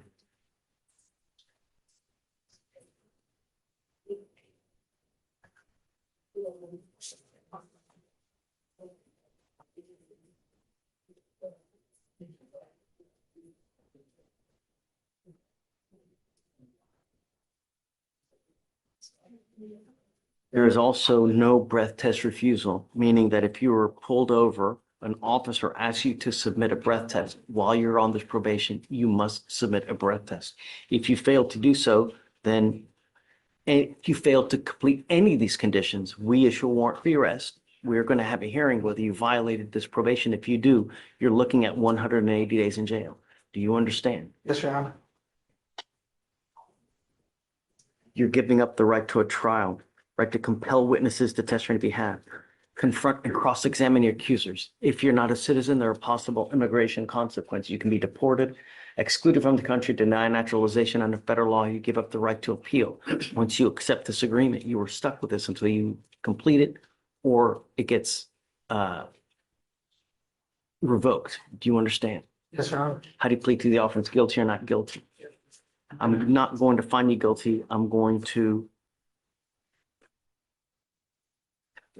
withhold that for 15 months.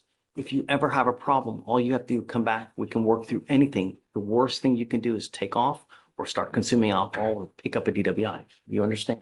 Yes, Your Honor. Now, we all make mistakes, Mr. Geronimo Tapia. That's why I will waive this supervisory DPS fee. This is normally a $3,000 fee, but if you come back with another DWI, it is a $6,000 surcharge. Not to mention, you're looking at a ton of time. Do you understand? Yes, Your Honor. If I were you, even if you've had a sip of alcohol, I wouldn't get into a officers don't care. All they look at your record, if they see a prior DWI, it's not going to go well. Do you understand? All right, good luck. Thanks, Josh. Are we waiving his probation fees as well, or? No, leave it as is? Yeah, just for okay. Whoa. Hey, Judge. Maverick, what's up? Oh, not much. How are you? Good to see you, man. You. What's new? I've got new case today, Mr. Romero Bennett. Okay. Um, And get her. I believe he has, and Okay. so I talked to pretrial. He got tested already today. I know he's kind of told you he's on oxycodone, which he is prescribed, and so he wanted me to at least present the prescription I can't information. believe that they're still prescribing it. You're telling me they still prescribe Oxy? I They mean, went bankrupt, didn't they? oh, I don't know about that. Yes. What? Yes, the pharmaceutical company that makes that OxyContin did. They went bankrupt. They got sued. They declared bankruptcy. I guess let me see what you got. I think maybe generic. I'm telling you, I don't know. Maybe Like he I has the know that they bottle went bankrupt. and here's the prescription.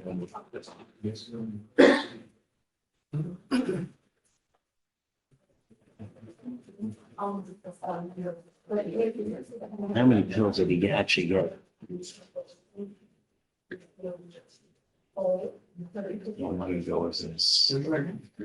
His name's Sean Anjuana. I cannot believe that they would prescribe this many. This is like an actual death sentence. It's like, this is freaking, this is like begging someone to get addicted to this shit. This is fucking nuts, man. These people.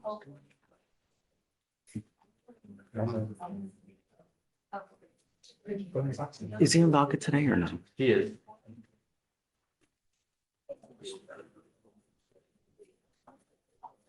I don't see it. Last name is Romero? What is it? Oh, first name Romero, last name Bender. Right down to like, right down.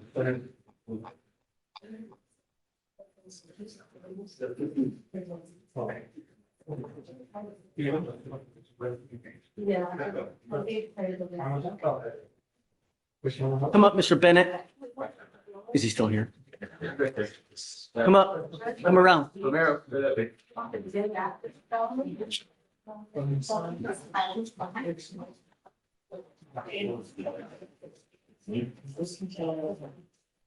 So. Yes, sir.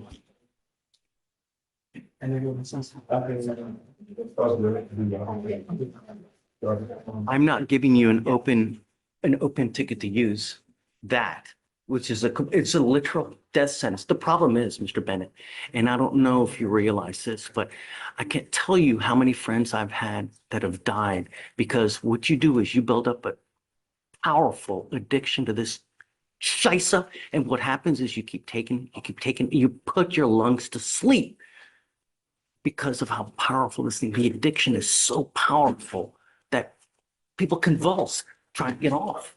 Seize. I brought it just because it was in my system, just so you don't think I'm abusing it. I'm pretty sure my levels are down on what was in my system on the 4th. I'm not going to ding you on it now, but I want it to stop. Sure. And I'm not going to continue to let you use. So You told me since the 4th. great. I don't want you to. I'm still going to test you for the foreseeable future. If I know that you're done and you're not using, then I'm happy to modify it. But I want to know that you're not using. And this stuff is so powerful that I'm scared to just take off and not test, right? So I'd like to do it for some time. If he's clean for a while, then I'm happy to take off. But I just don't want you to die. That's all I want, you know, or you take someone else on the way, you know, you just can't, it's so powerful. Just, I can't believe that they would prescribe that much, that many, just. He tests today Yes, Judge. and, So the THC and oxycodone. okay. We need to figure out when it's going to stop. I'd like to know how many are left, you know, so we can build a plan to when I know it's going to stop. I'm not going to continue to let you use. Like if I see it in 2 weeks, I'm going to have a problem with it. I'm going to tell you now. So I just be safe. That's all I'm asking you to do, you know?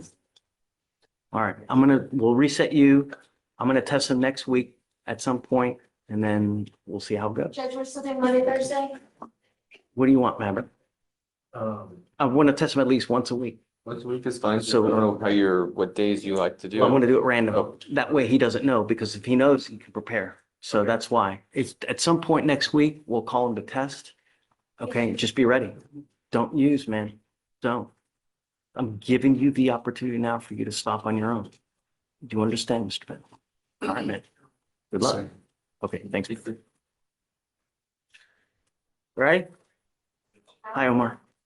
As I was reapproaching from the case on Friday, we were asking to amend some bond conditions. It's not on docket, but I can give you the case number. It's 255-4510. It's on Michael Horn. This is the one that we were trying to remove. I believe you put a ankle monitor on him. He works like 17-hour days in work boots, and Please. Can I give you a cause number real quick? Absolutely, I'm pulling up right now. I'm gonna get my search bar.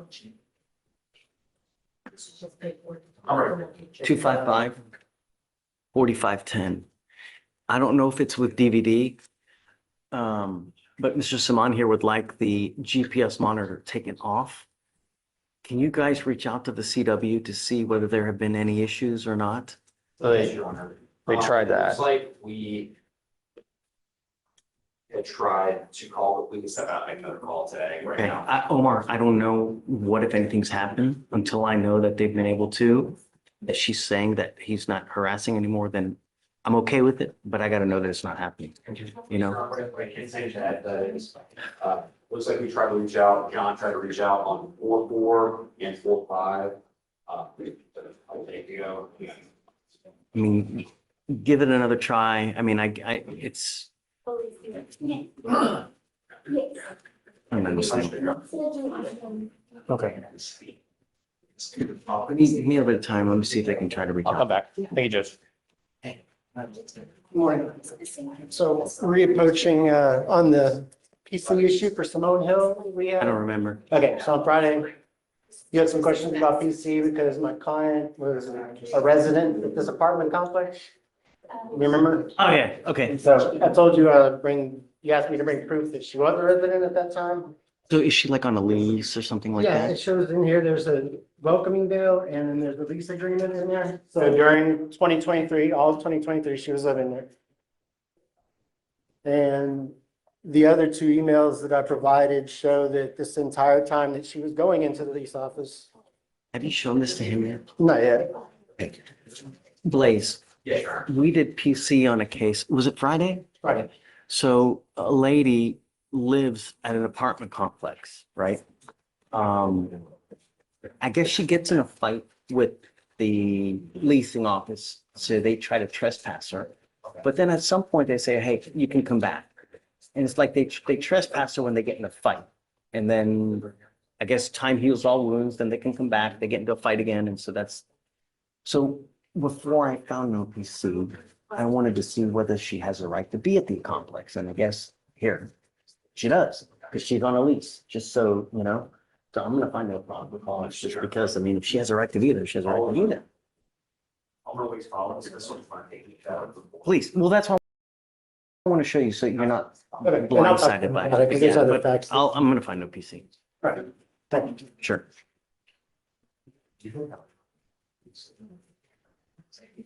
Is it on today?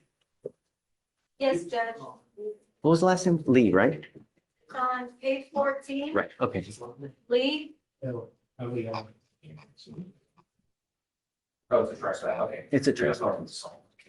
No, sorry, whatever. Okay.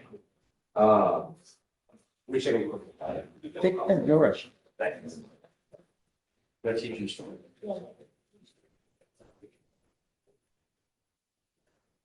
Okay, so can I get on the two.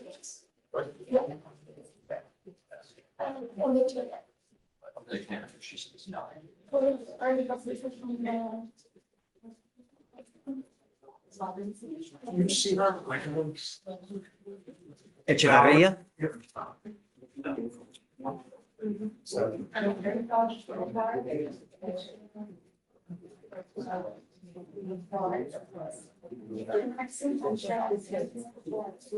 She's here.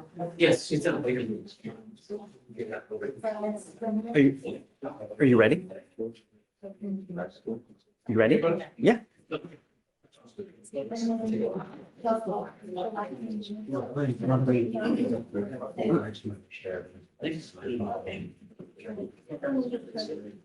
Ancestor said it. I do.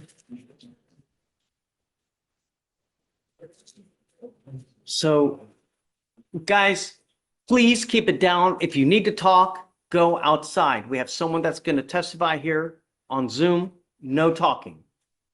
Mr. Echevarria, can you hear me?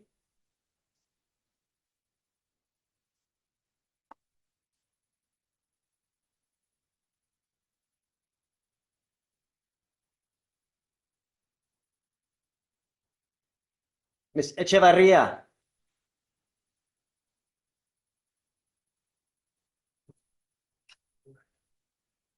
So, Oh, hello, can you hear me? yes, I can hear you. Okay. Okay, give me 1 second, ma'am. Give me 1 second. So procedurally, with this case, Joe, he gets charged with a sexual assault upstairs, or he's on bond for a sexual assault. On bond. And then he picks up an indecent. No. Plea bargain down to a class A indecent assault. The felony court does not do misdemeanor probations, so we have to refile it as a misdemeanor. That's what the plea deal was essentially. So it was a reduction to a misdemeanor, Correct. indecent assault, Correct. to a 2-year defer. Correct. Okay. So let's do ma'am, what I was going to do is do the plea first and then have you say something after the fact, if that's okay. Are you okay with that? Only if it's not allowed for me to speak first prior to the plea, then of course, yes, it's okay to speak If you want to afterwards. speak first, then you're welcome to. Is there something that you wanted to say? Well, I wanted to read my victim impact statement. Please do. You're welcome to do it. Okay, thank you. Okay, so I'm writing this statement to share how this experience has continued to affect me long after that night. There may be times where I actually need to take a moment to breathe, actually. Just wanted to go ahead and say that first. When I first submitted this statement, I was overwhelmed. I was still in emotional shock and unsure of what to say and how to say it. I've since come to understand the importance of expressing clearly, not just what happened, but how it impacted every part of my life. This event has completely changed me. I wake up with anxiety. I experience episodes of fear, confusion as to why I did not run, and constantly feel a loss of trust, not just in people, but in places I once felt safe and in myself. Every day I'm reminded of what I've lost. I lost peace of mind. I lost the ability to work without panic, the ease of everyday interactions. Every day I'm reminded of how I got taken advantage of and didn't react as I felt I would have in a moment like this. If this emotional toll has affected my professional life, my relationships, my physical well-being, I can't control my heart rates in these moments of panic. They are true anxiety, full-on panic attacks that I experience still to this day, 2 years later. At the time of my first statement, I didn't have access to important documents, which are records that might have helped me explain myself more clearly within these 2 years.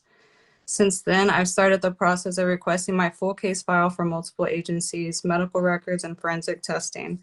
I have not received those as of today just yet, but I know those documents all exist. It's been over 2 years, and this case has been reset multiple times. A new prosecutor was also assigned only days before this plea was suddenly brought to me. The rapid timeline did not allow me to revise my statement or consult with anyone about how this offer would impact my rights as a survivor or my potential ability to seek justice outside of this criminal court. This statement is not about vengeance. It's about the truth. It's about my healing.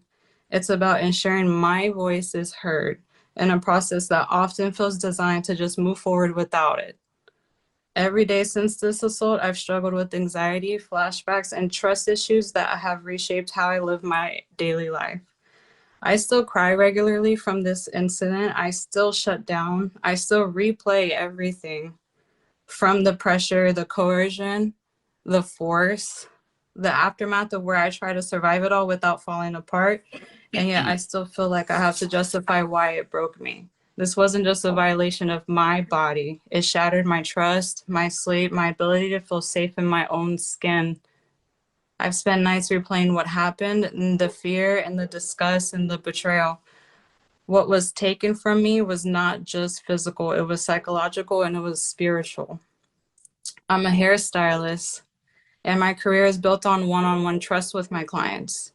Since this happened, I felt constantly on edge with male clients.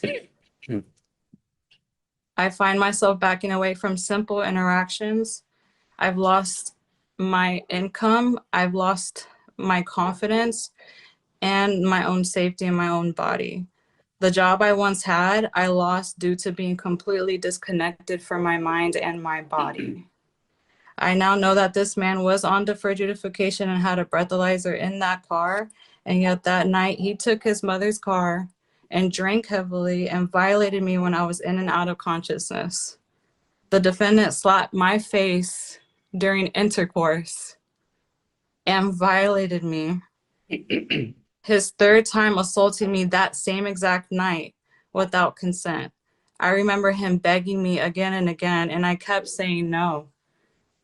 But I couldn't get up. I pushed him away off of me again and again. That is not consent. Me freezing up was fear. That was survival mode that I was going into. And Your Honor, I ask that you consider what kind of system lets someone walk away with that and just probation. Even after all of this, I still had to let him drive me home the next day and bought me a Plan B pill. The defense says I had chances to leave, but how do you leave when your body and your brain have been hijacked by fear? The prosecutor told me that juries don't like women and that they don't believe us, and that broke me more than anything. I was told I could be blamed at trial for going to the bar or for texting him afterwards, as if trauma survivors don't respond in ways that help them stay alive. That's why I'm asking you now to please understand that this proposed plea is not justice. Then I'm not going to take it. I'm not taking it, Joe. I'm not doing it. Sorry. Just I because have you more- spoke first? Oh, I mean, I don't know. All I know is that we have a powerful victim impact statement here. We have a sexual assault that's being reduced to a misdemeanor, 2-year deferred. Apparently, no one's consulted her regarding this thing, see whether they. We have been in extensive communication with her this past. No, sir. No, sir. I about the plea barely and the spoke reasons to you for it. a couple of days ago, sir. I didn't even know you were on my case until Tuesday or Monday it was Tuesday when you first called me. I didn't even know Missy was not on my case anymore. And she gave me the confidence that this would go to trial. She believed we had a very strong case to bring this to trial. She didn't have any doubts in this case at all. And I meet Gabe just this Tuesday. And it's rushed into this plea without even discussing with me. Okay. Thank you, Ms. Echevarria. I appreciate your testimony. I really appreciate your Honor letting me speak before you accepted this plea. Absolutely. And I'm glad that you were here to speak, get everything off your chest. Yes. Anything you need, we're here for you, Ms. Echevarria. I really appreciate that, Your Honor. Thank you for letting me get on Zoom, even though I could not physically be there. Yes, ma'am. I will accept this, but I'll do 30 days as a condition. It's the only way I'm going to do it. So you guys can talk and see if there's I something that think you it's want unfair to to do. my client because normally we do the plea, then we have the statement. Just because she spoke first, now she's gonna bust the deal? She's not busting anything. I mean, I'm I the was, victim.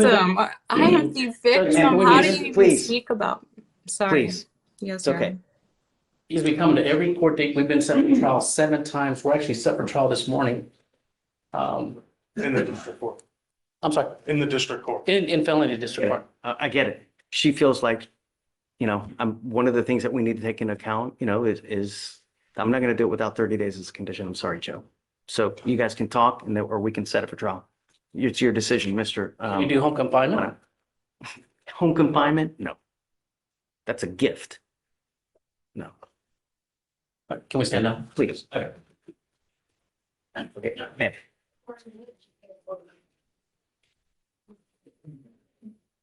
I'm here on Darren Cassidy.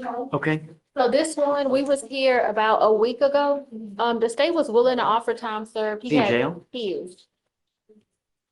He had 2 criminal trespass. The state offered a time served, but you said that, and we approached you to see if it was something that you would even consider taking. And you said that you wanted him to complete a TRAS before you considered taking the time served offer, or if you would put him on probation.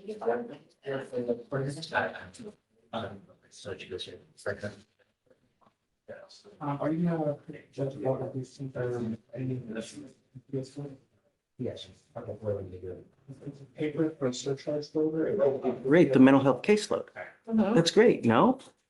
Ideally, yes, but. You don't think so? I don't think he wants to, but. Oh, he doesn't want to do it.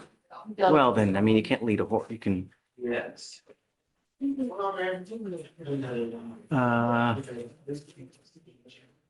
Also, your concern was him. yeah. No, but they. It's right at the top. Right, it's still open.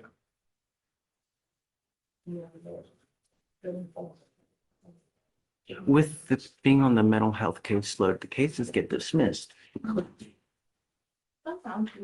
Yeah, I mean, I guess if they offered a PTI as opposed to it. Do you see, this is Cassidy. Have you seen this?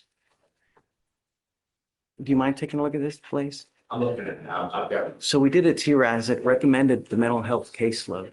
It's a second trespass, living on the street. What do you think? So I know that the mental health caseload, I'd have to email Brad about it. I can talk to him to see. The other option would be. If they were to offer a PTI, would he take, do you think?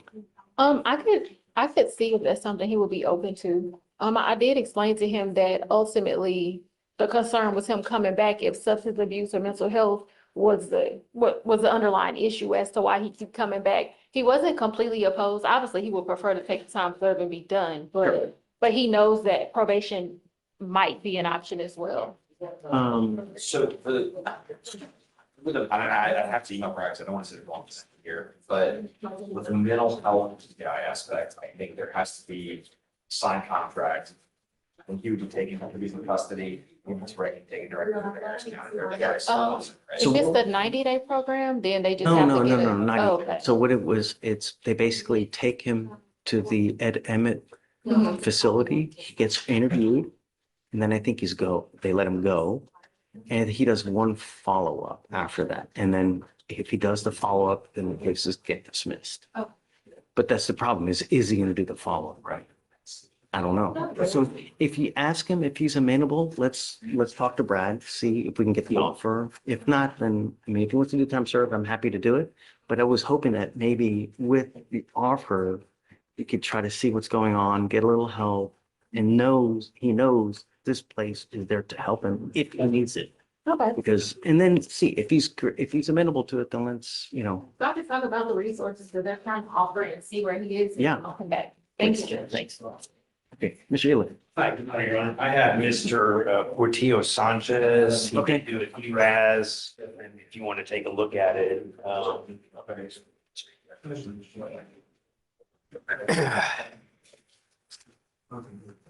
Yep. Your Honor, he does not want him. I know he doesn't want to go. So, I mean, we're still set for trial, so. Well, we'll go. Is there anything the court would accept besides? Saturday. Yeah, Saturday. Because I know that's ultimately, that's what it stands. That's all this, all, you know. All I'm trying to do is help, you know, and I know he doesn't want to, but it continues to happen. And if he wants to go to trial, let's just do it. I've been itching for a trial. We can't buy one. So we're set on the 22nd. Today, so that's 2 weeks from tomorrow. Yeah, we missed the name. I apologize. Portillo Sanchez.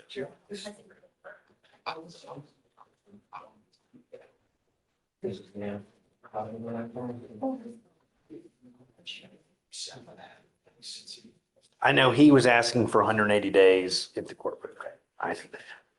I asked. I know.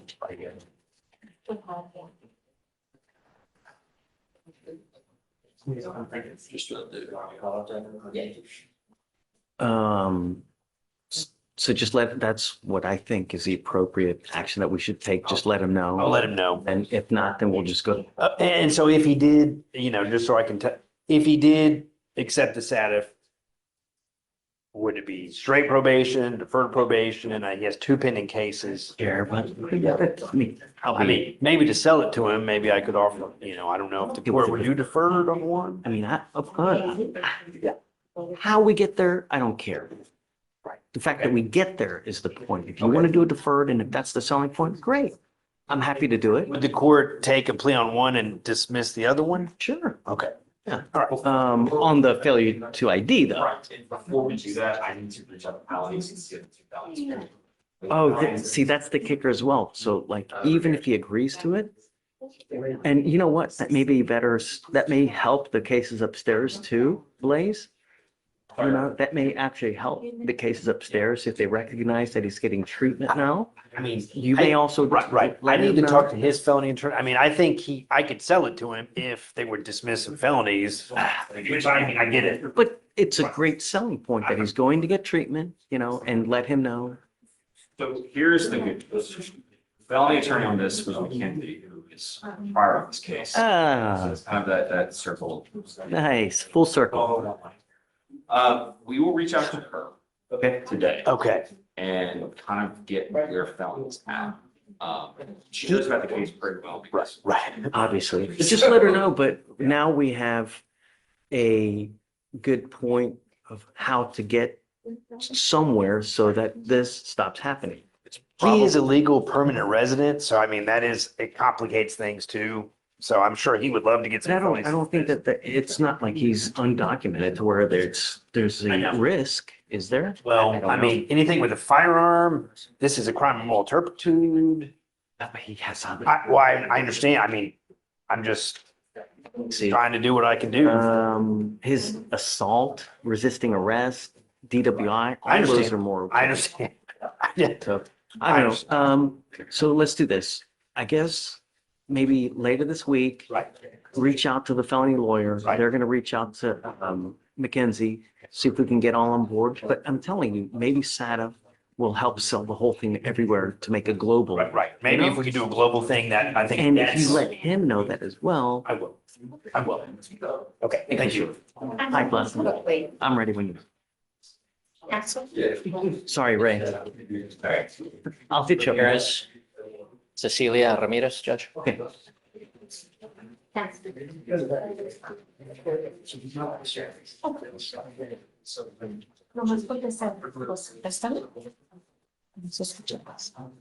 Good morning, Ms. Ramirez.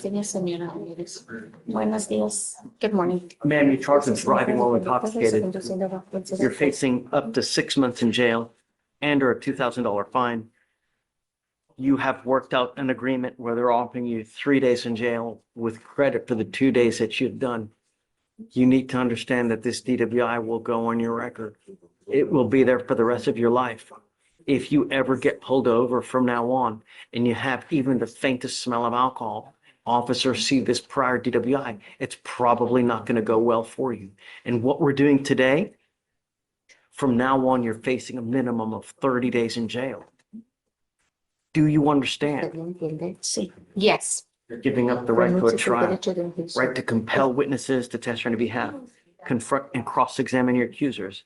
If you're not a citizen, there are possible immigration consequences. You can be deported, excluded from the country, denied naturalization under federal law. You give up the right to appeal. Once you plead guilty, like I said, it goes on your record forever. How do you plead to the offense? Guilty or not guilty? Guilty. I'm going to find you guilty. I'm going to follow the agreement.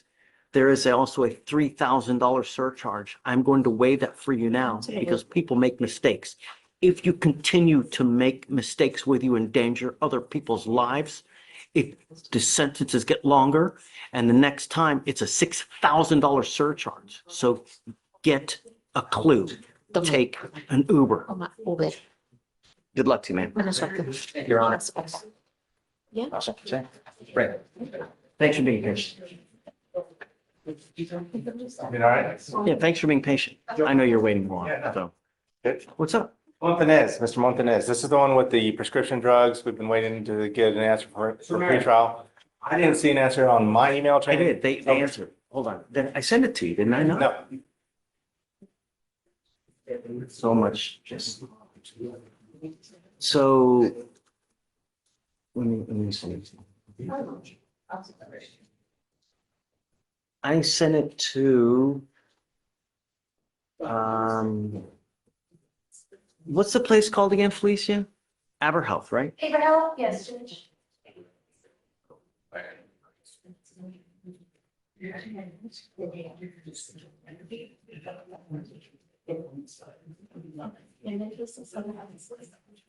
May I have the one where you requested?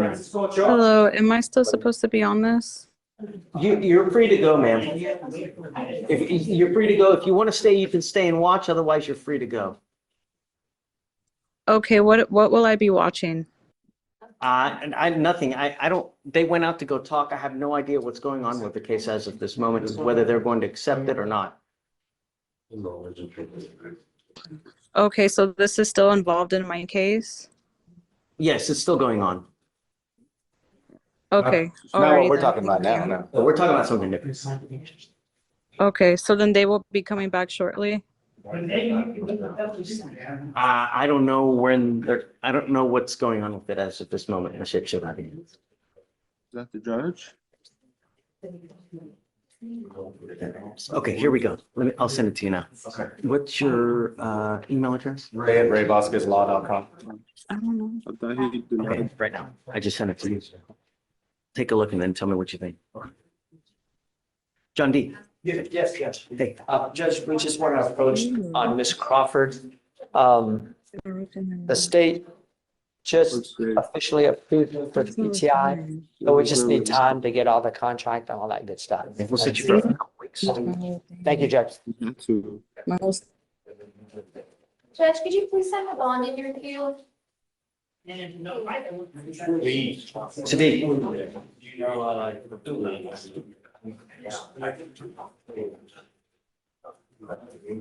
Yes, sir, Your Honor. Thank you, Judge. Your Honor, I have two pleas, one of which is Mr. Son Agriano, and the next one is Mr. Mosiah McIntosh. Yes, sir. Come up, sir.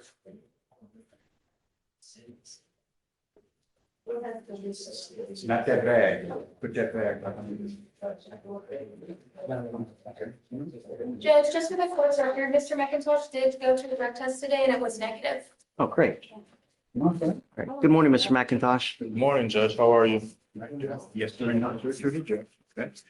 Judge gonna ask you how you feel and not guilty. So are they going to dismiss one in exchange for the That's other? Is correct, that what's Judge. going On on? each one of these clients, they, hands out your pocket, sir. The estate is going to proceed on Mr. Agriano.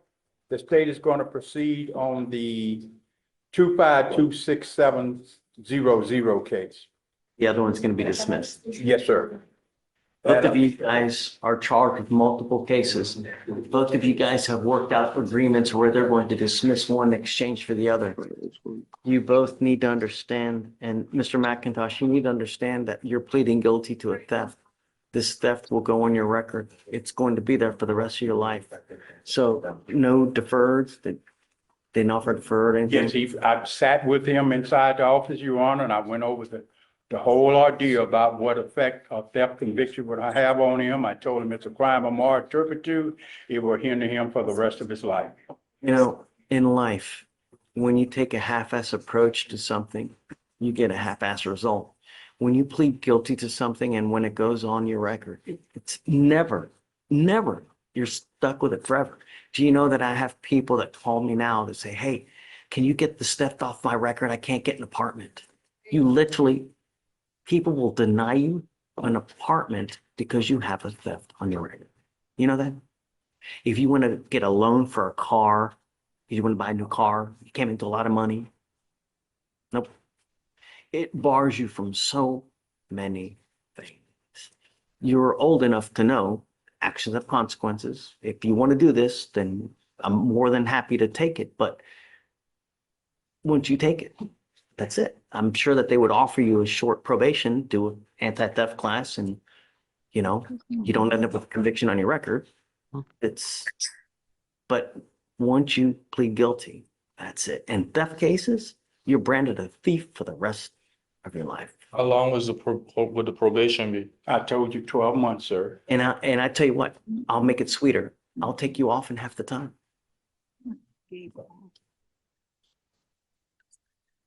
But once you get that theft, so I'll take off all your fees. You won't know anything. Never about the money. I don't care. Just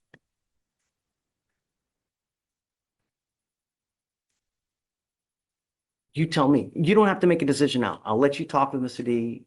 You let me know what you guys want to do, okay? There you are. So, Mr. Anguiano, you have worked out an agreement. They're offering you a 12-month deferred. This is a type of probation that if you complete it successfully, you don't end up with a conviction on your record. But you can't tell people it was dismissed. It's not dismissed. You just did a probation, completed it successfully. You don't end up with a conviction. Do you understand? Yes, sir. You also need to understand that you give up nearly every right known to man by entering into this agreement, that if you violate this agreement, we issue a warrant for your arrest. You're looking at 180 days in jail. Do you understand? Yes, sir. All you have to do is a thinking for a change and a TRAS. This is an evaluation to see what other conditions you may need. You have any kids? The other agreement is 25 hours of community service. I'll make you a deal. If you do a driver safety course, I'll waive the community service. That way you learn something from this. It's just keep our streets safe. Thank you, Jeff. You're giving up the right to a trial, right to compel witnesses to testify on your behalf, confront and cross-examine your accusers. If you're not a citizen, there are possible immigration consequences. You can be deported, excluded from the country, denied naturalization. You give up the right to appeal. Once you accept this agreement, that's it. If you get this thing done in half the time, get all your classes done. Don't pick up any new cases. Don't test positive. I'll take you off in half the time. Can you get it done? Yes, sir. How do you plead to the offense? Guilty or not guilty? Guilty. I'm not going to find you guilty. I'll withhold it. All you got to do is a TRAS, thinking for a change, 25 hours of community service. But if you do the driver safety course in lieu, you don't have to do the community service. And no drugs, no alcohol. If you ever have any issues, come back. We can talk about it. She's amazing. She'll help you however you need. All right? All right. Wave your Judge, speaks. I think there should be an inclusion of clients getting his GED, Judge. The chief and I discussed it. Yep. Done. Do you have a driver's license? No, sir, or yet, no, you aren't. I think that's important. If he's going to start driving, you need a license, man. Don't drive. Don't drive until you get a license. Do you understand? Yes, sir. I want you to get your GED. That's the most important thing in your life as well. All right? All right. We're going to give you a list of resources so that you don't have to pay anything to get your GED. All right? All right. Good luck. Thank you, Your Honor. Let me know. Yes, sir. We will go talk, Judge. Go. Come on. It's only 10 days, Justin. 10 days. Otherwise, he loses his job. It's better than the current deal from our perspective. Okay. Thank you, Judge. Good. Okay. Come on. And also, Judge, the complainant did not finish her impact statement, if she could be allowed to do that. Yeah, let me do this first. We'll go through with it and then. So, Mr. Camano, I'm also putting on a protective order as of today. Mr. Camano, you're charged with indecent assault. You're facing up to a year in jail and or a $4,000 fine.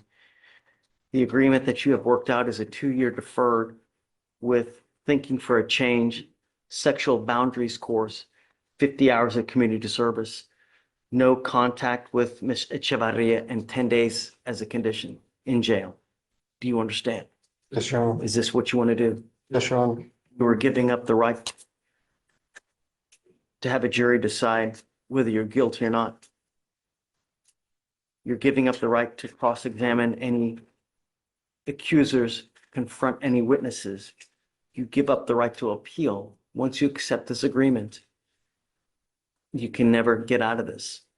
It will continue until you complete this agreement or if you violate it. If you violate it, I will issue a warrant for your arrest. I'm going to bring you back over here. We are going to have a hearing whether you violated this. And if you do, you're looking at an entire year in jail. Do you understand? Yes, Your Honor. If you're not a citizen, there are possible immigration consequences. You can be deported, excluded from the country, denied naturalization under federal law. He's a U.S. citizen, Judge. Okay.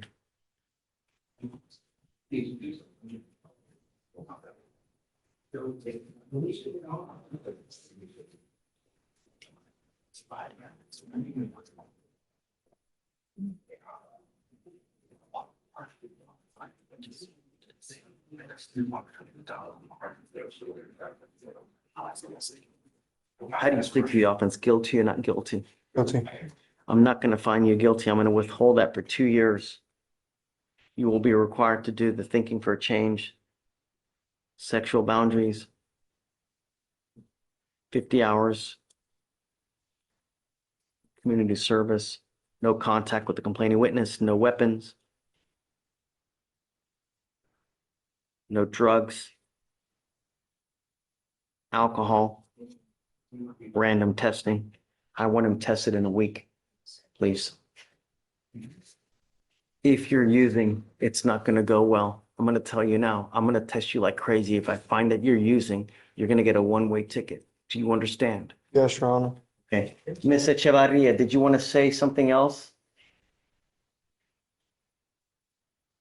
Yes, I'd like to finish my statement, please.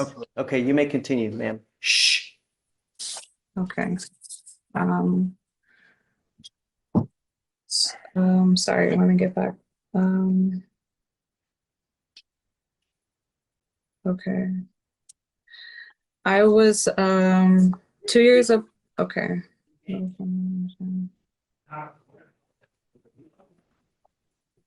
So I have submitted requests to the HPD, Houston Methodist, and the Forensic Center to access police reports, my toxology, and my rape kit results, all things I should have had years ago. I just began accessing public records on my own because no one helped me understand I had the right to review them. And this is why I wanted to request a continuance. I do respectfully request that the court do require the conditions that prioritize accountability, rehabilitation, and safety, such as formal admission of guilt in court or via stipulation, no contact, and geographic restriction order, mandatory sex offender rehabilitation, and language in the plea agreement affirming that I reserve my right to civil litigation because I want peace and I want to heal and I want to know that my voice mattered. Also, Your Honor, I respectfully request that you do not proceed with that plea until I have had the chance to review the full case file, as well as all the evidence I'm lawfully requesting, including the police reports, toxology, and stain results. I was not given the sufficient time to revise my statement, and I've had to teach myself how to access the records, the court records, after being left out of the process. This case was reset 7 times in the past month alone, and I was promised a trial, not a rushed plea. I'm asking that the record reflects my objection and that my request for a continuance be considered on the basis of my rights under CCP 56A.051 and 56A.052. If the court must move forward with that plea, I would request the formal admission of guilt, the no contact order, required sex offender counseling, and a clause affirming my right to pursue civil litigation. What I will say, ma'am, I know that you are upset and I'm sorry that you are. I have no idea why it ended up here, but it is. The lawyers, I think, have been working for a while to try to resolve this. They've come up to an agreement. I did issue a protective order now so that there is one in place. Yes, thank you. So, and I've also ordered no weapons as well. So, Is there any way he can have the sex offender counseling? I feel like very much so. I don't have, that's not something that I have access to down here. That's only in the felony courts. So I don't get access to any of that stuff. What about the formal admission of guilt from the defendant? They have worked out an agreement where they're doing a deferred. So it's a deferred adjudication. That's something that you're going to have to get with the office about. I know that you have other avenues of recourse as well. I can't give you legal advice. The only thing that I would probably advise you is just go talk to a lawyer, you know? And so trial is not able to go No, forward. the case is done now. It's ended in a deferred adjudication just now, ma'am. Okay, and he was previously on the jury adjudication, but what about, I still feel like I'm being silenced with everything that I've been saying. The only thing I could advise you is go back to the district attorney's office and just start, talking to people there. To the district attorney's office? Yes, ma'am. Judge, our first trial setting was March of last year. I This is the first time we're hearing about her asking for anything. And we've had I was not. setting after setting. Excuse me, ma'am. I was not aware. Excuse me, I ma'am. have all the Excuse me. texts of Can you the. finish, please? We've had setting after setting. This is the first time we've heard anything about this from her. So I don't think that's This any is not the part of- first time. I Ma'am, let me finish, please. requested forms before. I have sent Well, ma'am, emails look, to get these Mr. Chavarria, documents. I don't want to get into, a big match about what's going on now. The only thing I can say is if you have any kind of disagreements, get back with the office, talk to go to the district attorneys and go talk to them and figure out what else. Like I said, there are other avenues. I can't give you legal advice. I can't tell you what to do from here. Okay. Okay. Is that it? Yes, sir. Okay. Thank you, ma'am. All right. Okay, thank you, Judge. Can we start next Friday? Sure. Yeah. That's it. Okay, thank you, Judge. Will the court allow me to consult, the opportunity to consult with the victim advocate Is there a big? or a legal liaison before we have a anything is social worker. finalized? We have a social worker who is assigned to this case as well, and both of us have been in contact with. So do you have the number to the social worker, ma'am? She hasn't been that responsive recently. Just coming up to the court date, really. Suggesting. I'm happy to give her a call this afternoon and we can go over all of that. Okay, so the prosecutor assigned to this case will give you a call this afternoon to try to help you get in touch with the social worker to remedy any kind of issues you may have. Okay? If you still have any issues, you can come back tomorrow and then we can try to resolve it further. Okay? There at the courthouse? Yes, ma'am. Okay, will I be will I be asking for you for your courthouse personally? You're welcome to, ma'am. Yes. I'm in court 5. You're always welcome to come here and we'll help you out as much as we can. Okay? Court 5. Okay, and what exactly was the plea that he admitted to or the What is he It was a accepting? 2-year deferred adjudication Joe. with 10 days in jail as a condition. Okay, oh, so it went down to 10 from 30? I think I heard 30 earlier. It went down to 10. Ma'am, I can't continue with this. I have a courtroom full of people that I have to get to. I'm sorry. But Okay. I will let you speak, or this afternoon, Gabe is going to call you to prosecute on the case and he can explain everything further to you, okay? Okay, thank you. Yes, ma'am. Valerie, I'll text you as well. Okay, thank you. Thank you.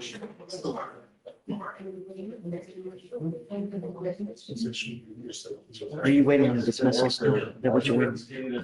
Sorry, it's been kind of busy. On who? Vanilla Castillo is the last name. It's Silva Castillo. I got it. I'm sending it now. Judge, were you intending for a moment to be issued today? Correct. Oh, Yes. I'll follow. Yes. Yeah. Make sure he doesn't leave because we need him to send them over. He's gonna talk to Shatoria for probation. Oh, great. Shatoria, Oh, sure. make sure he doesn't leave before signing the MOA, please. Okay, thanks. Okay, are you ready? Yes, ma'am. Good morning. On Jesus Montez, he just bonded out on Friday. He needs bond conditions. Mind bringing him up?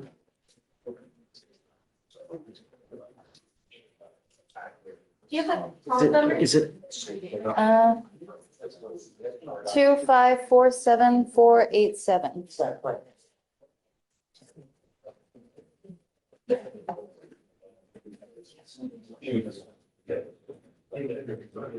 Okay, so Mr. Montez, you violate conditions now.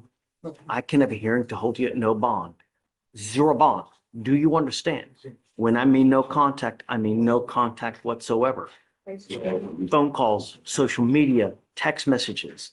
Do you understand? I'm putting a monitor on your ankle so I know where you are and you're not to go anywhere within 500 feet of where this person lives or where this person works. I will pay for it for you so that there are no issues, but you pick up a third case or violate conditions. Really not going to go well. You understand? Okay, all right, thanks. Just don't leave. I'm gonna have you get with Felicia here momentarily. Okay. Judge, can you send some bond conditions? I'm trying. Bite. I'm trying.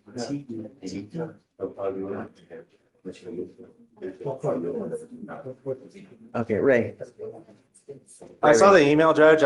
I still don't know if they can say that it's not a legal substance that he was taking. And they even say it's possible he could have had a prescription for it because he does have anti-seizure medications. They're saying that it's like, it shouldn't test for it though. It shouldn't test for. I understand, but it's an anti-seizure medication. It's not like it's Xanax or anything like that. It has a specific purpose. Phenobarbital has a specific purpose, which is anti-seizure, which he does have anti-seizure medications, whether. Right? Is it she? It's a he. Yeah.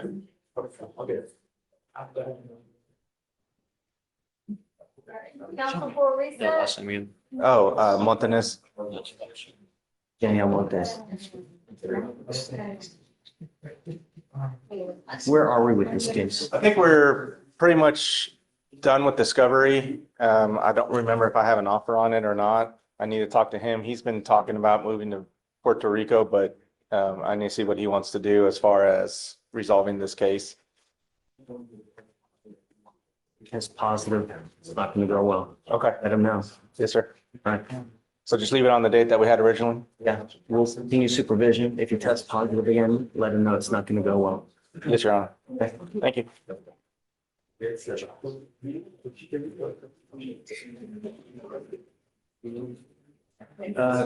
Omar. All right, Judge, it looks like they've reached out to her and she has spoken to them. Hey, wow. Michael. See that? Wonderful. What's the word? Thunderbird? Judge, sorry, let me get back to the tab. Just want to make sure Something? looks like, Your Honor, she says that, the ankle monitor is the only thing making her feel safe. And that,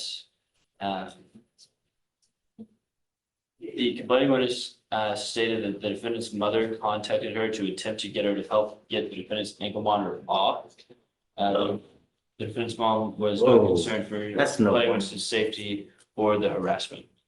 And Your Honor. She also said that he hasn't contacted her since Your Honor, their last contact. the state would also like to mention that there was a previous assault of a family member that was dismissed in 2019, where it was alleged that the defendant threatened the complaining witness with a gun. Yes. I think that that's why we put these.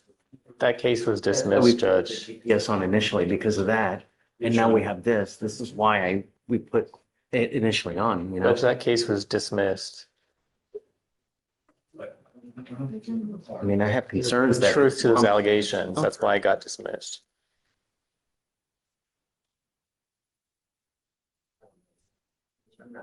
Mom's trying to, you know, get involved now. I don't know anything about that, but when they spoke to her, she said that he has not contacted her at all since this began. He has no reason to contact her at this point.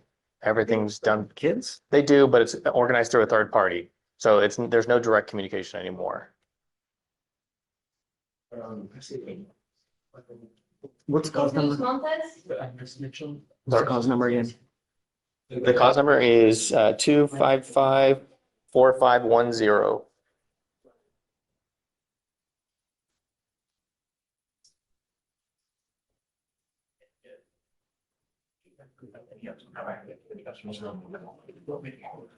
Yeah.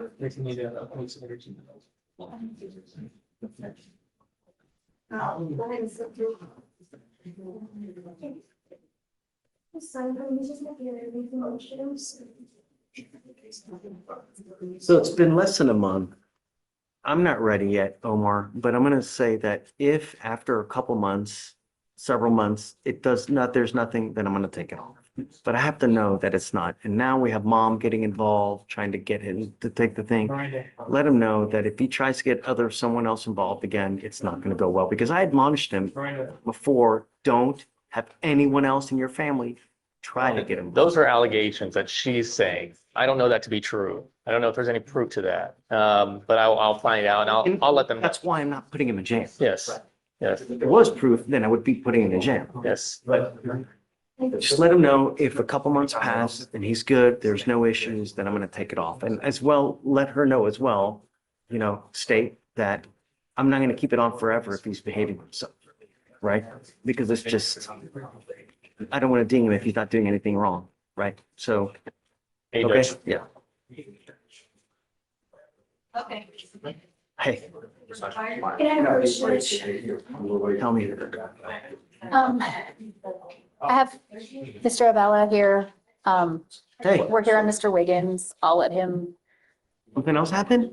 So, Judge, No. he has been consistently calling the complainant from the VPO from jail. I believe at last check on Friday, it was since March 26th, it was 130 times or something like that. Yeah.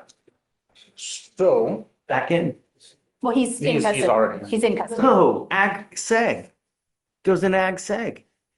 Judge, Phone privilege is revoked. I'm gonna have, can we get Ramona to make a record for Sure. that? Okay, let me go back and, can you hang out for a few minutes? Okay. What case is it on? I'll be out. It's on Wiggins. Okay. Okay, I can email you the cause number. No, I'm fine. I'll be right out. Okay, thank you.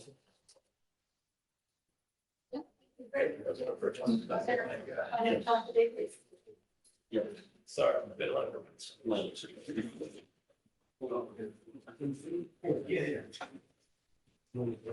What a bad. I know.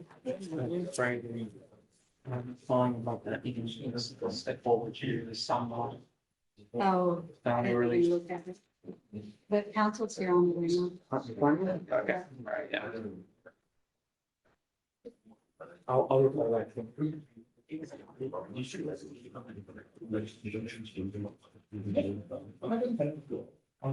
legal approach, the attorney? Is it? Oh, yeah, okay.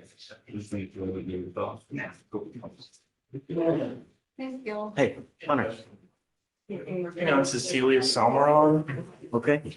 So on her felony cases, she entered into an agreement to do substance abuse treatment.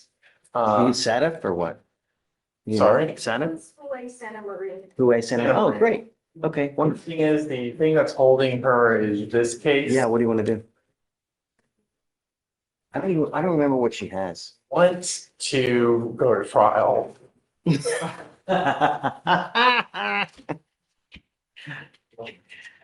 How soon can we happen?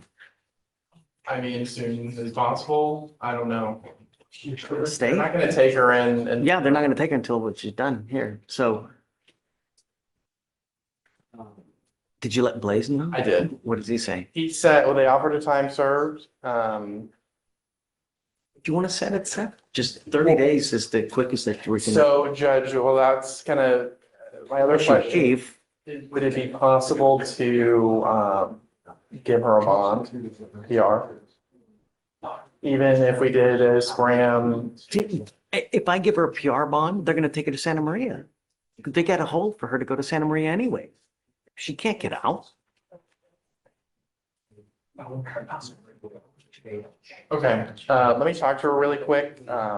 It's just complicated. And I get it. We can go quicker than the 30 if you waive. Okay. But the only problem is I want to see if they can get their witnesses lined up because I don't want to, low blow them. Right.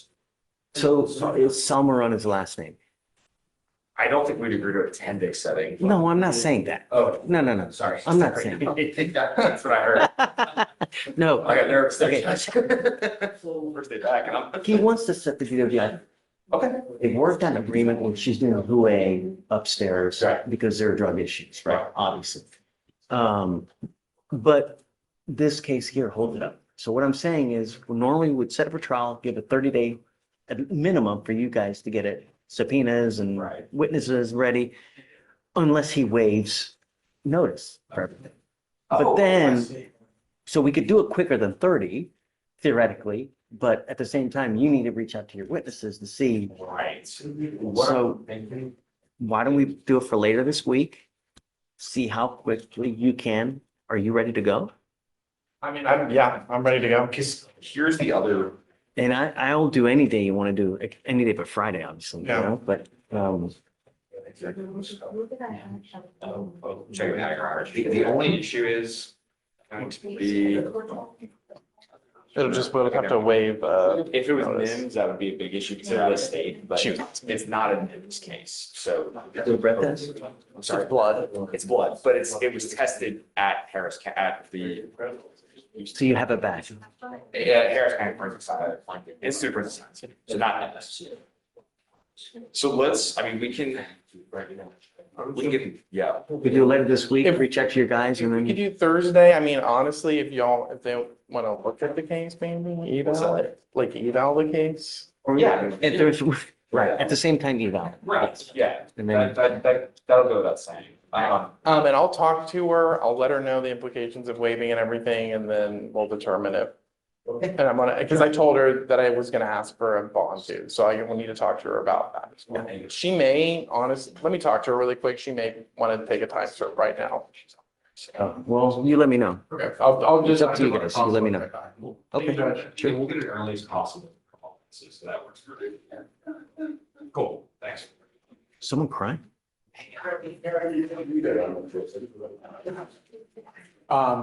Do we want to do the?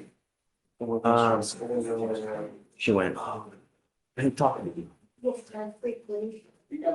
I have Dante Daniels on your docket this morning. He did not make an appearance and he Oh, he has a felony open warrant. does in 177. So 5,001.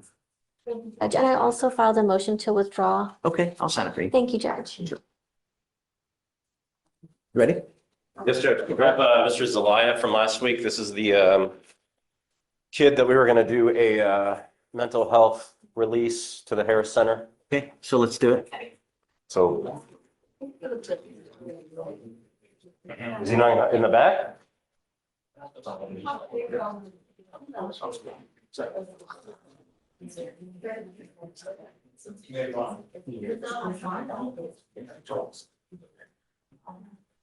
I don't know. I don't know what's going on. I think they were. I don't think I signed anything. You didn't sign anything. We rolled it to today. Let me. You see, have you looked for him back there? We got a GOB judge. What the flip? Yeah, he's not on. He's not in there. Someone gave him a PR bomb. Someone gave him a PR bus. And he's not here, obviously. Not me, obviously. I don't have the power. The jail did it. Can you reach out to him and see if we can get him back in? If I can, yeah, I mean, There should be paperwork. When they process them out, they fill out a bunch of paperwork. So you should be able to get. it hasn't been imaged yet, apparently.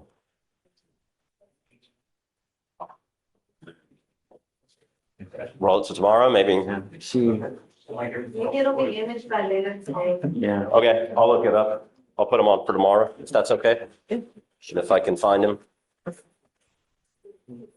Well, thanks for all the work.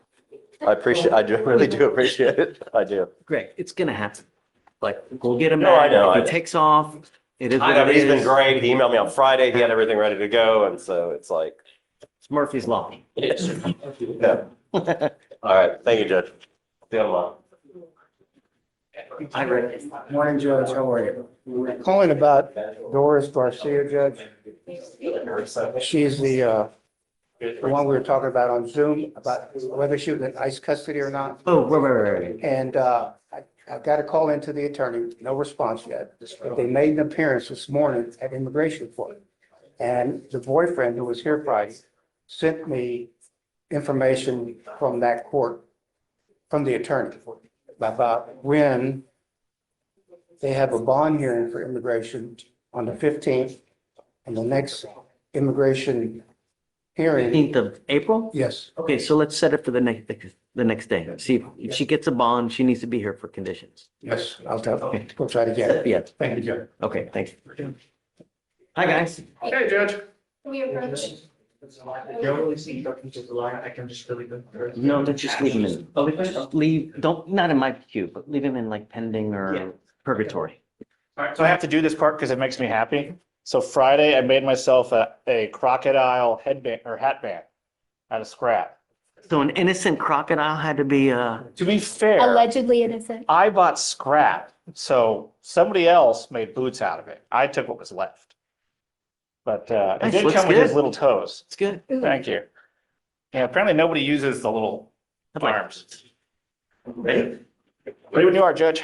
Do you mind bringing him out? Wiggins.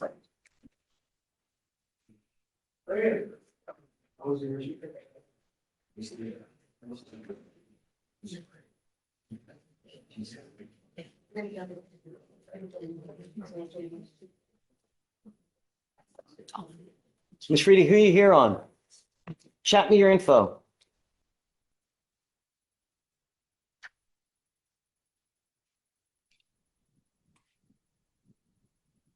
Judge, did you call me?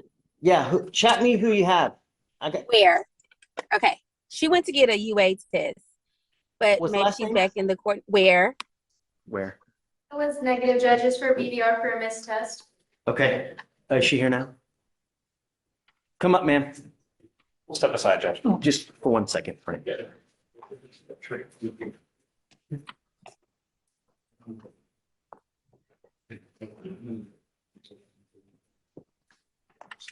Don't miss again. If you miss again, that's not going to go well. Do you understand? You Okay. don't get another crack at the whip. Your lawyer's here with you now. I'm glad that you tested negative. Good job. But if you miss again, the warrant will issue. You understand? All right. Good luck. We'll have you reset here in a second. Judge, how's May 20 through the 22nd? May 20th through the 22nd, Ms. Reedy. Okay. She already has a date on the 8th. We're going to go ahead and reset it. You went the same day the last time? Tell her the 22nd is fine. Done. We'll have her sign it. We'll give her a copy, okay? Thank you, Judge. May I Okay. excuse? Yes, ma'am. Thanks. Hi, Judge. I give you Mr. Wiggins. So, I'm up. Judge, Ramona wants to know if we're on the record. Oh, yeah. We are going on the record. If you want to talk, please go outside.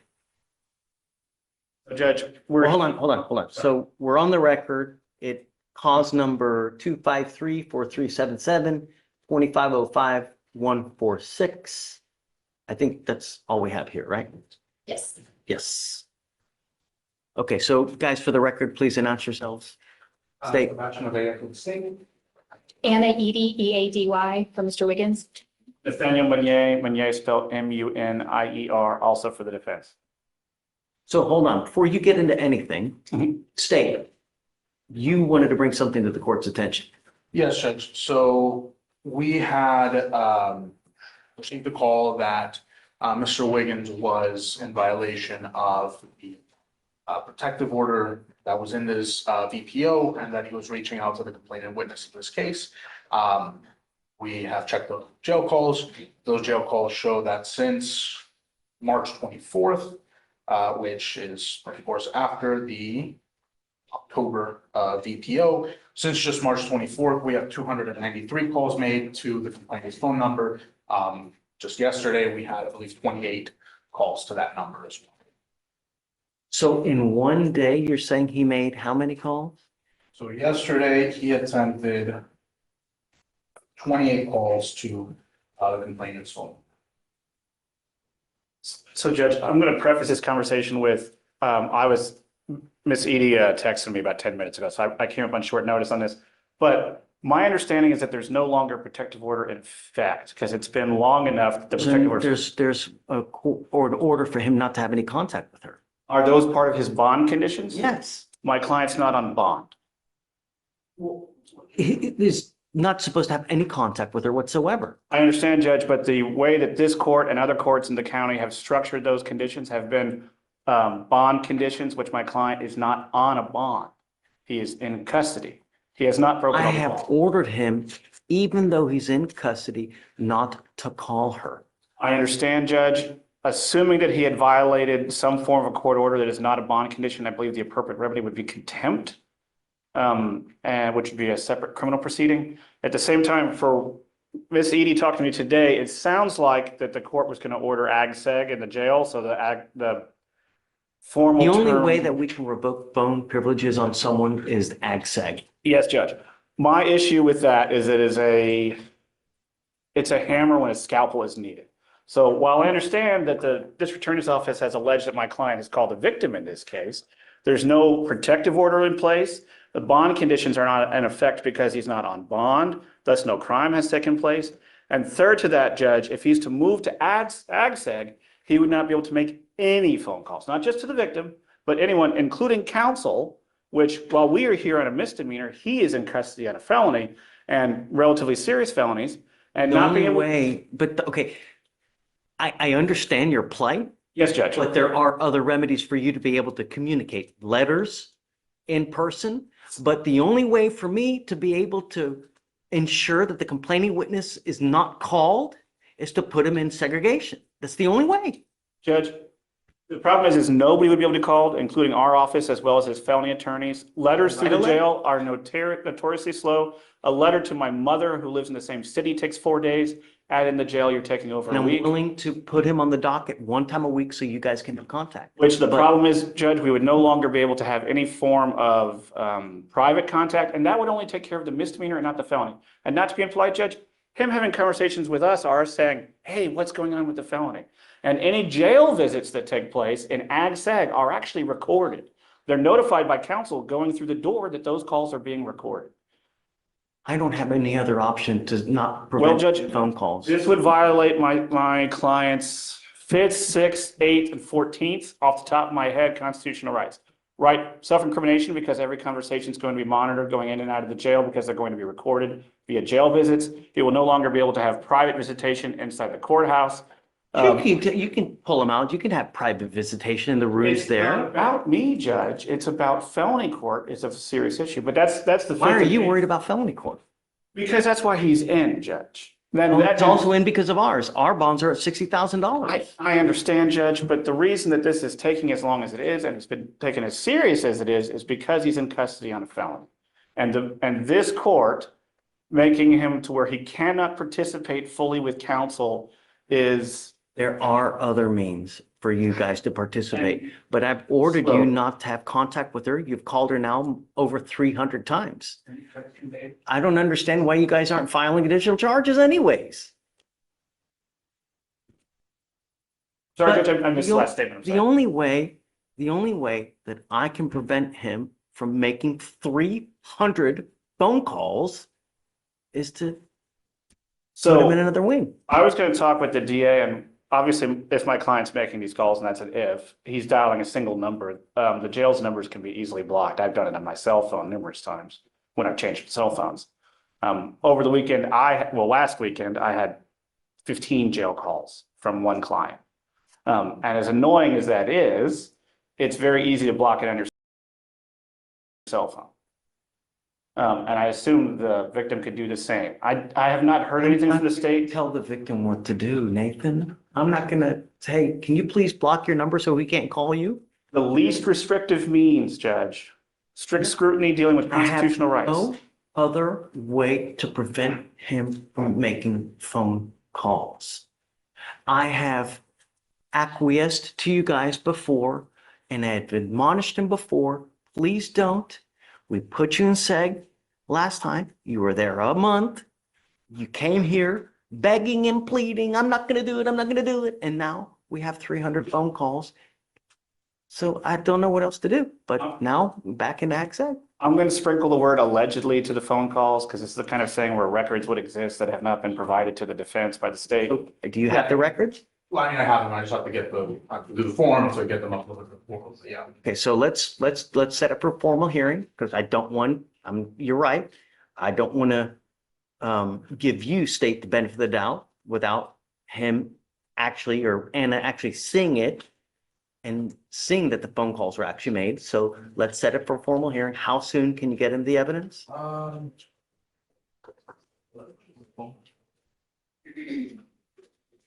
think the last time that I got killed. I mean, it could be tomorrow, it'll be a few days, so, you know, I don't know if we want to set it off next Monday or something like that. I think I should have it by then, this is just the point that actually connected with spend, so it's quick. And if we could keep him in normal population so that we could visit him, as does his family counsel, and they Mr. can Wiggins, I'm in our going to have motion. you sign an affidavit from me today promising me you're not going to reach out to the complaining witness in this case by any means. If you do, I can have a contempt hearing, and every single time it's punishable by up to 6 months in jail and a $500 fine per the advice of your lawyer. Because he thinks this is the correct avenue instead of AGSEG. Do you understand? No. Don't contact the complaining witness. Don't use anyone else to contact the complaining witness. Don't use anyone else's number to contact the complaining witness.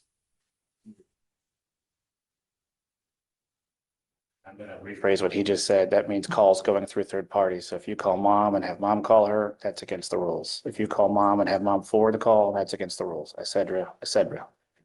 Yeah. Okay.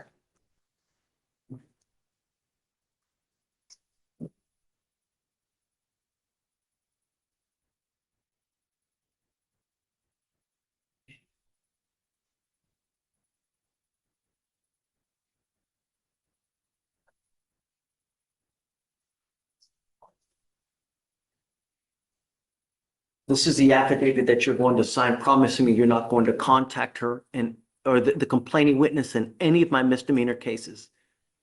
Do you understand? Okay, so you want to set it for Monday? Okay. But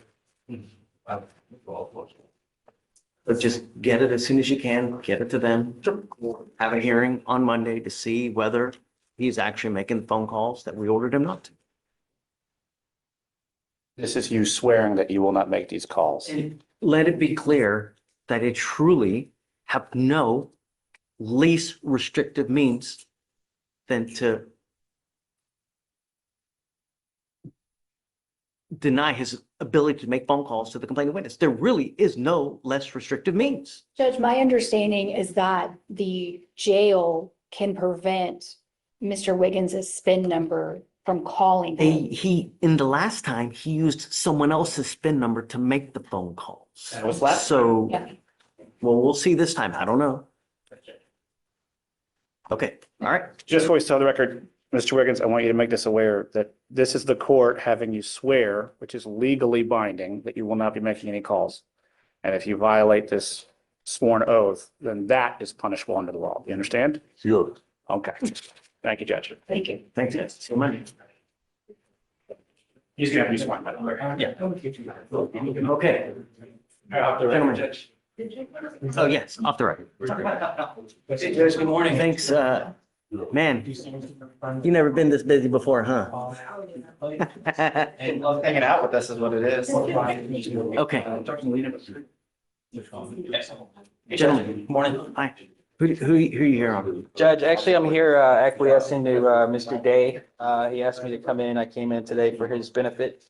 This one's You're so nice. It's case number 2558011. You have a pre-signed waiver or something on sweat? Yes, for Sweat, aka Jeffrey, we have a pre-signed waiver for Michigan. They are requesting an extension. Michigander? Yes, Judge. Do you want me to explain this to him? This is off docket, Judge. He's not here today. Would you like to put him on docket? It's if you guys want. I see that, what's he wanted for? A parole warrant? Okay. No, there's no need. I mean, I'll just sign the, have you talked to him at all or no? I have not, and that's kind of an issue, Judge. Why don't we put him on for tomorrow? So you Okay. can explain to him the pre-signed waiver process so that he knows, hey, not everybody looks at what they're signing, so I have no idea what it's pre-signed waiver. Do you want to hold off the order until tomorrow, Your Honor? Okay, Judge, the only thing is tomorrow's kind of tough for me. Can we do Wednesday? Let's do Wednesday. Sounds But I good. mean, if he's picked up between now and Wednesday, then it is what it is. So that's why they kept oscillating, but just to be safe, they wanted the order put in the event that they need to fluctuate their travel dates. I doubt Michigan's gonna be here within the next 2 days, but Okay, so we'll put him on Wednesday. Sounds good. here, do you want to make a copy of this so you have it too? Gail provided. Yeah, I'll scan and send it to you. Thank you, Judge.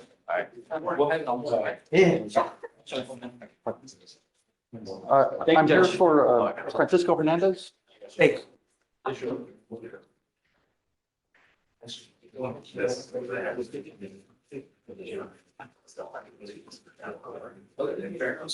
Wait, isn't this, I thought I saw Portia here today, no? Yes, Judge. So I'm subbing myself in for Portia, and I have a motion in Okay. your queue. She got tired of us already or what? And so, Okay, done. thank you, Your Honor. For sure. Yes, sir.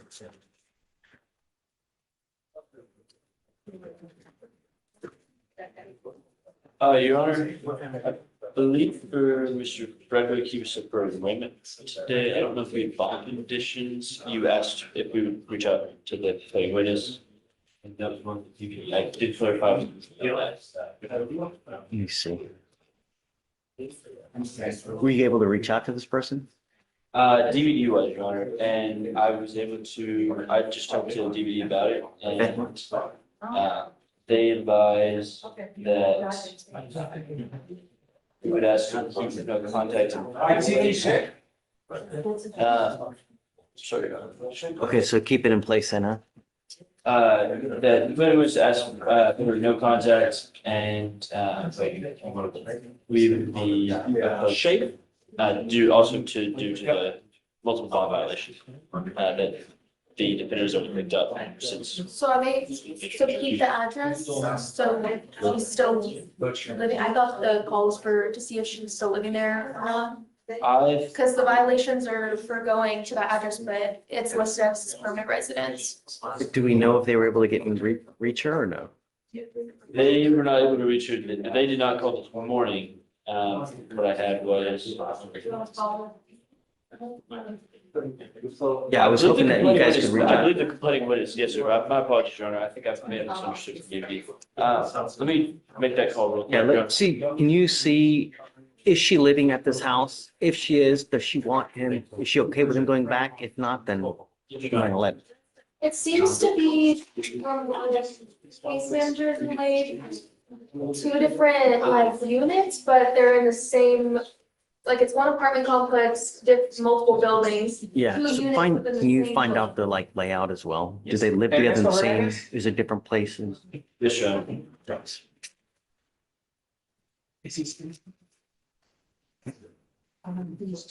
Vic, did Mr. D reset Macintosh? No, Judge. Still open? Yeah, you. What's the contract? BBR and law. And insurance. Yes. Hey, Mr. Paz. How are you, Joe? How are you, man? Good. Good to see you. How long is that?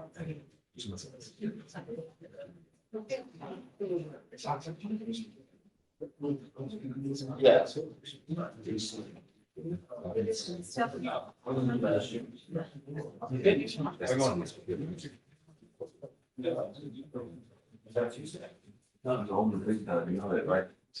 Well, they say, they let you.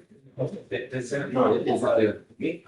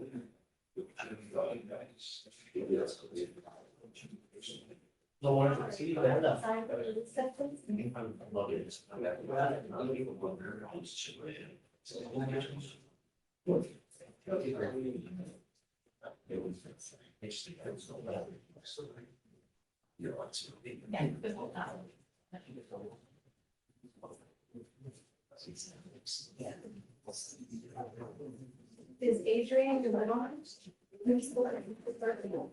So it's not Francis. Yeah. So I have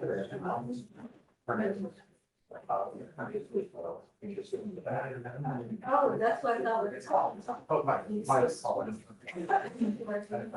Yeah, I'll put it here.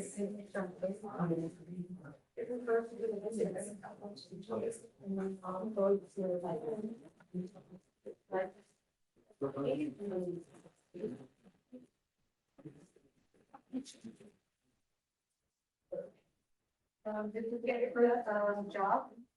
So I do have the jury imprisonment. I can No, you can just email it to me. Yeah. And then I'll do.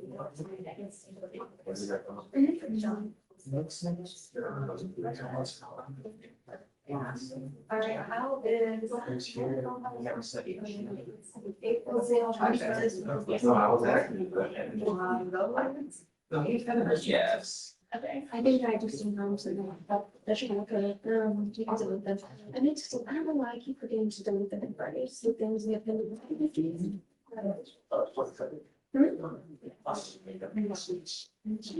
These conditions, so. That's probably the notes.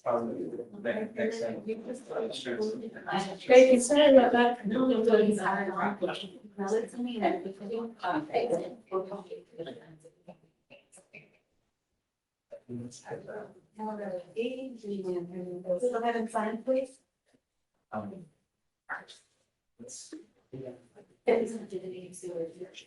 Phil, do you need a straw? I'll go through it, because I probably don't. I didn't clear it Friday. Is there a pending document? Let me see.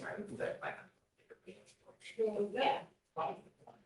He's on docket today, but he was absent. I think that we rolled him from Friday. Now that one is. Judge, if I can just approach back on that one again. I tried to reach out to her, didn't get an answer yet, but didn't get an answer yet. From the rip that we have, it looks like she no longer lives there. Would you want an address restriction on her new address?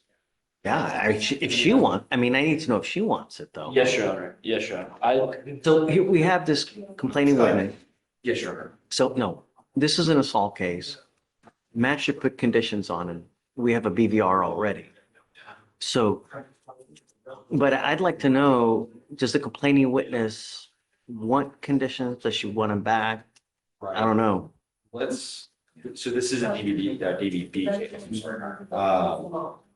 We'll talk to Sebastian, get him in here, and get defense in here as well. Well, this is an arraignment. I don't think. Oh, so okay, so you're not worried. Oh, cool. Literally got out of jail and now we have a BVR. I just. Is he already convicted? Well, he's in the jury box now. Exclusion zone of where he lives. Does she live there as well? That's what, so you tried to call her just now? I did, Your Honor. From what I have, I think she used to live there and moved out, but I'm not sure if she moved to a separate unit. I'm not. So you just talked to her? No, that's just from the rip. You just couldn't get it. I just couldn't get her, but from the original rip, I think she was living with them, but it's no longer with them. So I'm not sure exactly where she lives now.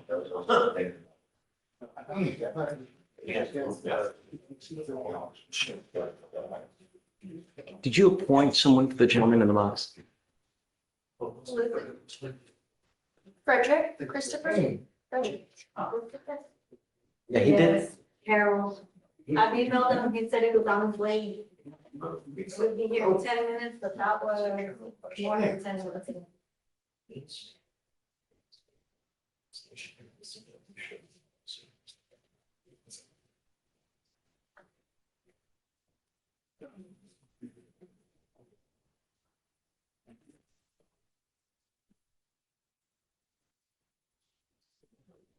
Right. So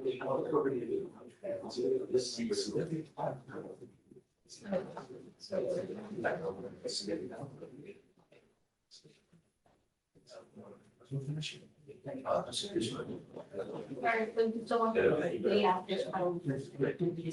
You want to call him?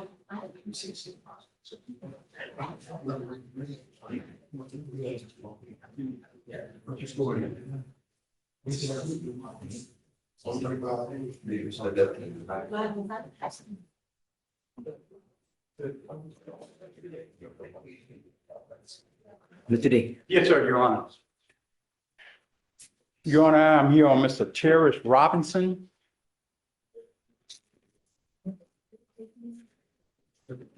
Looked like Mr. Terrence Robinson had an outstanding case that was unbeknownst to him. It looked like he posted bond on that case. Looked like it was an assault case. I think it was last year, 2024, but he just got arrested for that case. He posted bond, he posted bond before he got rearrested for it. Well, he never was arrested because it was a 2B. But they posted bond on that case. But the case was before the new case that we have. October 18, 2024. Right. Come up, Mr. Robinson. It looks like it was a late filing, so they filed. Who's the complaining witness in the assault case? It is it says acquaintance, 19-year-old.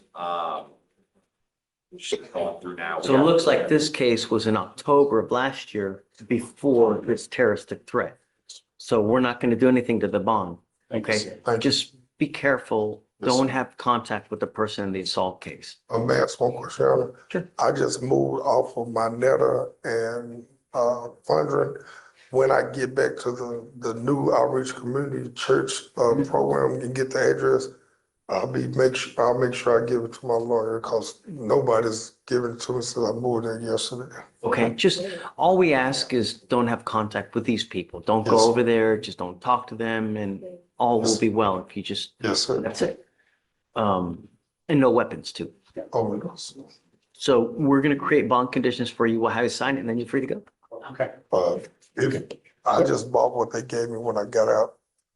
It was a G. But they put So your you already GPS, posted bond on that. That's Sorry, Your Honor. I'm Okay. sorry. did they give you a GPS? He has the bond sir. already, Judge. He Okay. just posted bond. He has a bond on the case. You got a free bond, right? Yes, sir. Yeah, okay. Yeah.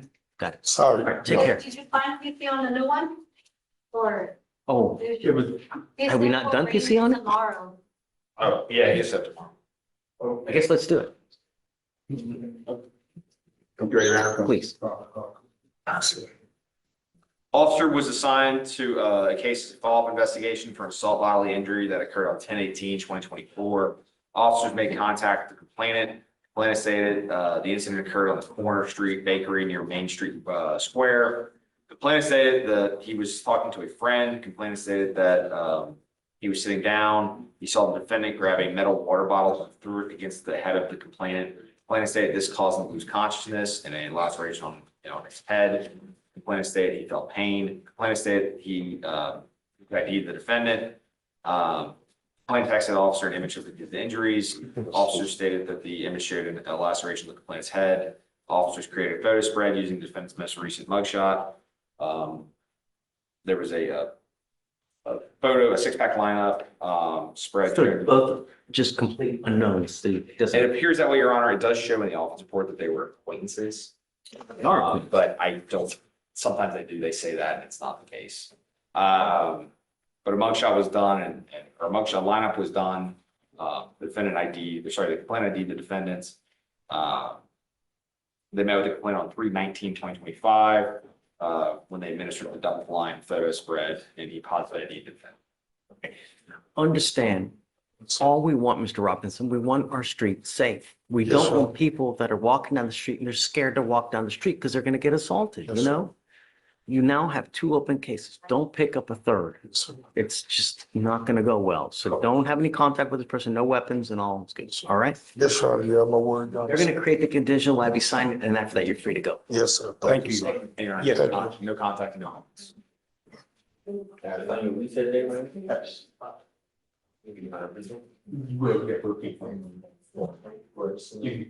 one you want to go? He'll go with the clerk, so he can sign with Victoria and then he can sit the box. Okay. I just need to. Mr. D, Yes, sir. are we doing something with McIntosh or no? Yeah, we're gonna do the plea on him, whenever you're ready, Judge. Yeah, whatever. McIntosh. I didn't find any paperwork for the. Oh. Yeah, you can send it. Yeah, we need the paperwork to do a probation on Mr. McIntosh. Yes, sir. Just take your time, there's no rush. Mr. Day, are you ready? No, he has to do the paperwork. No, I'm not about this one. Yes, ma'am, we ready. Mr. McIntosh, you can take. Oh, maybe well. Yeah, I think there's just filing some more paperwork so that you can. I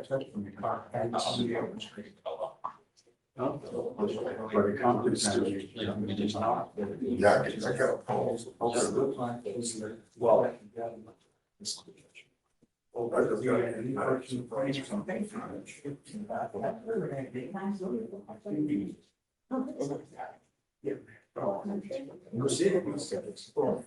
Hey, Harold, I need to know the living situations of him and the complaining witness. He gets out on bond for this case, and then he has now 2 BVRs. Like, as soon as he got out, he goes back to the place. So just, there are 2 BVRs that are in there now, so take a look and then let us know what the living situation is, because I think they still want no contact. Okay? And then just No, Judge, I wasn't on the schedule for some reason. I don't know why they put me on here, but I'll go ahead and take them. say it again. I was on the schedule. This was supposed to be for like several weeks. Oh, I really? don't know why they have me on here, but I don't I'm gonna go ahead and know. take So if you want, we can reappoint. It's not a big deal. I take it. Okay. Here. That's Thanks. what you know. Yeah, no, and thanks for coming. Hey, Vic.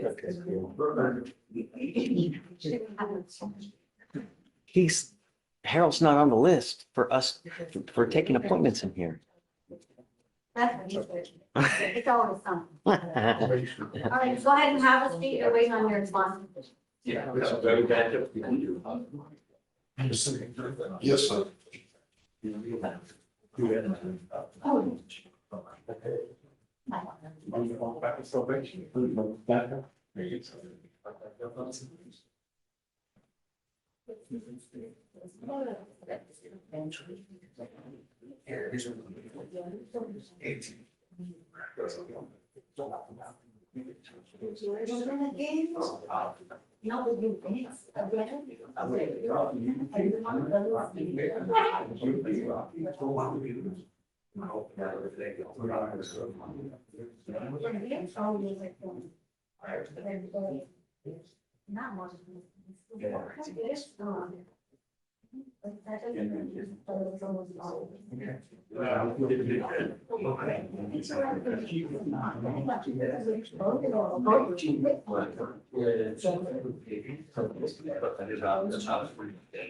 Hey, Vic,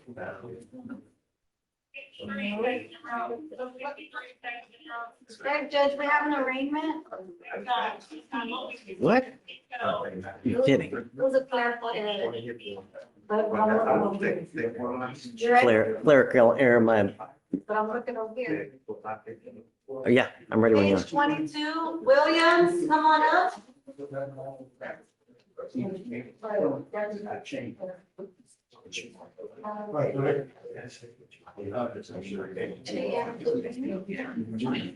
Yes. But I will go read it.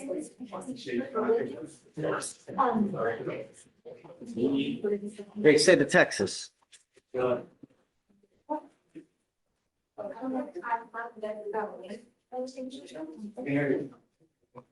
it was when they got the mail.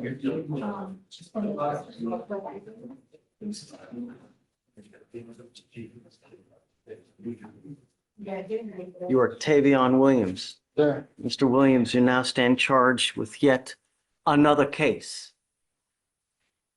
Terroristic threat of a family or household member. You are facing up to a year in jail and or a $4,000 fine.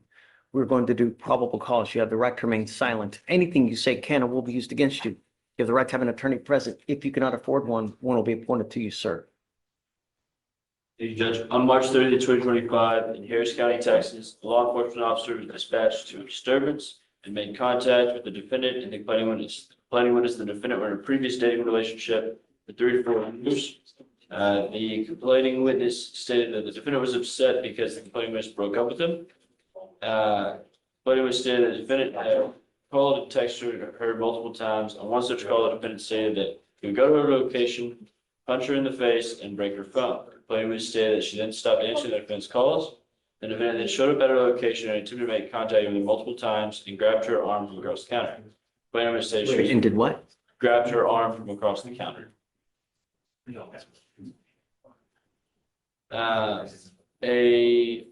complainant witness said she was in fear for her life. Witness, the complainant was probably confirmed the events and then also described another incident. The event showed up to complaining witness's job and threatened her life.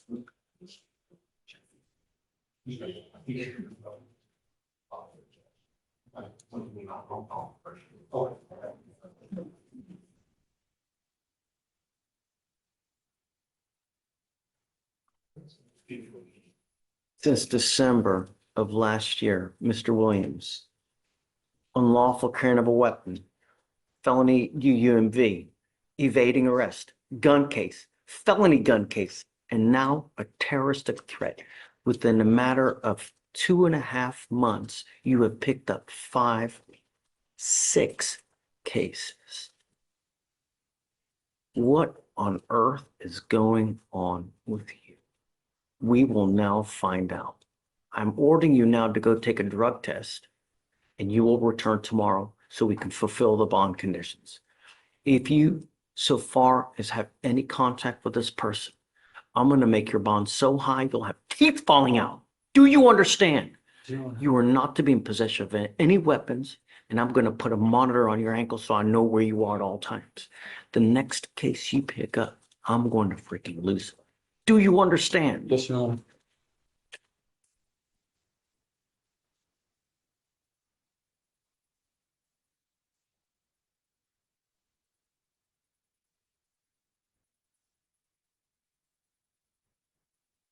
So I'd like to send him for a test now. And then right afterwards, he gets a GPS monitor, not to go within 500 feet of where the complaining witness lives, works, no weapons, no drugs, no alcohol, and then we will return tomorrow to discuss the results. We will also, in the interim, give you an application to fill out, and you can bring that back tomorrow to see whether you qualify for an appointed lawyer, sir.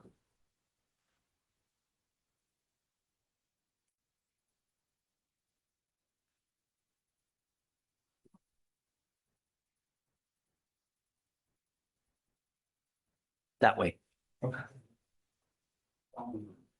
Hey, Judge. The case that, on Pomona, the one. Come on, yeah. Gabe hasn't filed that. Gabe, can you file a MOUP on that probation case? Come on. Oh, wait, and not that Gabe, the other, from the assault, the indecent assault. Yeah. Was it, you were here on that case, no? No, it was. That was the the other Gabe. payback, Your Honor. Oh, that's right. Can you file a MOUP in that case, please? Judge, was They're gonna this file. DJ or? No, so I'm sending him for a drug test now. He's to come back tomorrow.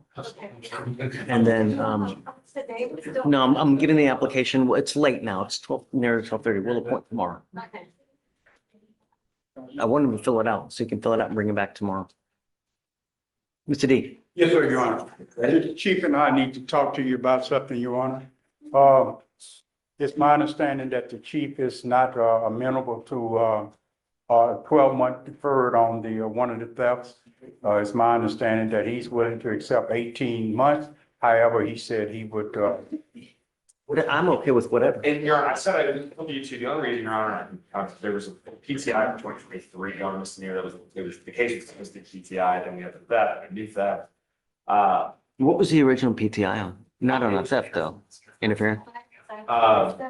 Your Honor, I'll come to you. Obviously, I'll always give that option. I just think given. You want to do an 18-month deferred? I would offer it. What do you think? Because we can always early He terminate. just told me he wouldn't be willing to do a 18-month. Well, but what I'm telling you is if he does well, I'll terminate him. early. I told him that he would terminate it in 9 months.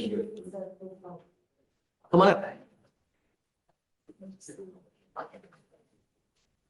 Your alternative is a conviction. And I'm telling you now, the conviction will hose you for the rest of your life. We're trying to save you from yourself because sometimes people are their own worst enemy.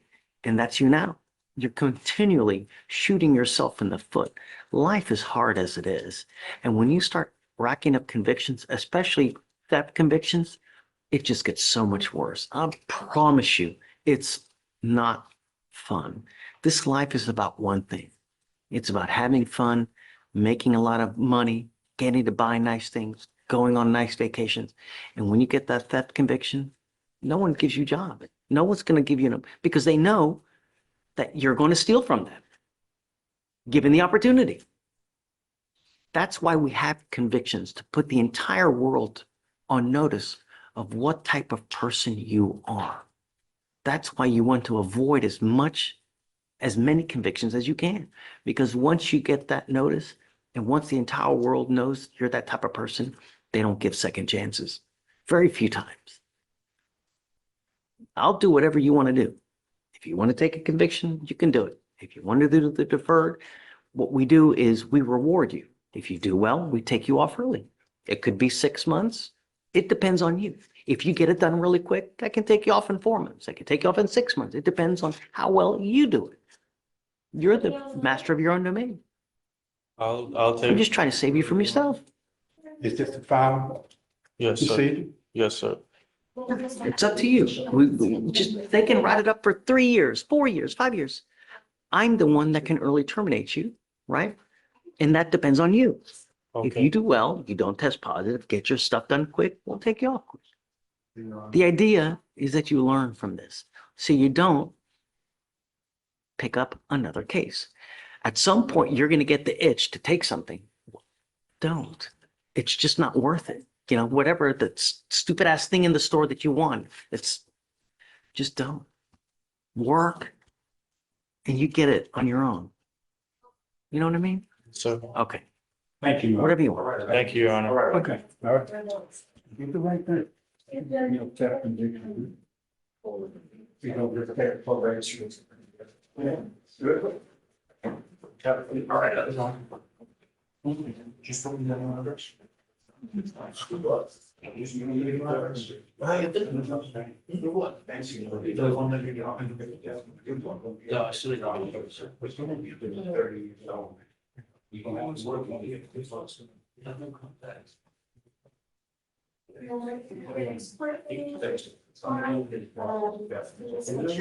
Test today though, and then records tomorrow. You're with them. Okay. but he needs to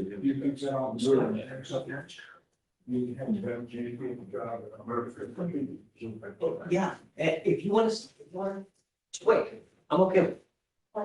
Yeah. Whatever's easiest. He just walked out. Okay, sorry, I didn't know. Oh, you sent him away? Just now. I just walked out. We can get him back. We send her to go take a test, so we can get him back, or she can, He just walked Alicia out. can. Like less than 2 seconds ago.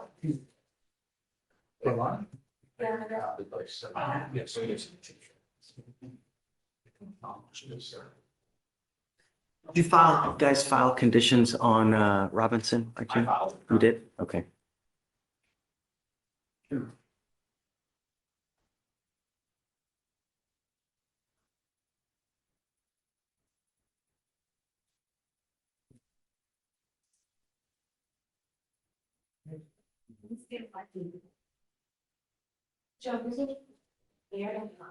I literally just sent him out the door. Happy dates.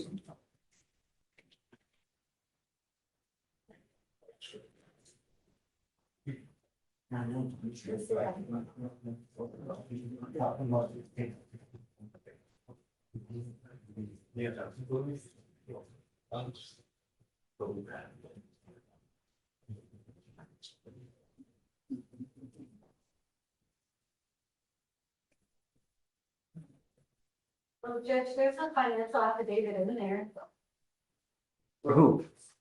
for Williams. Williams? For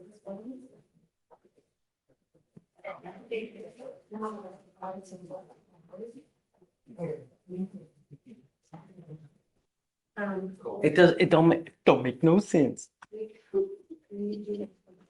What's that movie? You saw that movie? Oh Brother Where Art Thou? You ever see that? That don't make no sense. Such a great movie. I got him. But this doesn't, it's, I just saw the title of that. yeah, it just says zeros and everything, yet he got a job. Well, he's coming right back. Yeah.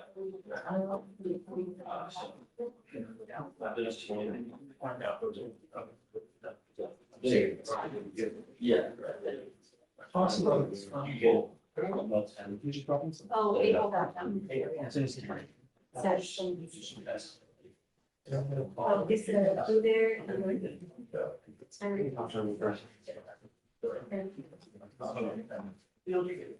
All right. It's coming back. No, that was, but he said he's coming right back. Correct. Functions for Robinson. So we just need to fill it out. And then just has to. Mr. Robinson, you want to come up? We'll have you sign. Yes. Come on up. We'll get you out of here.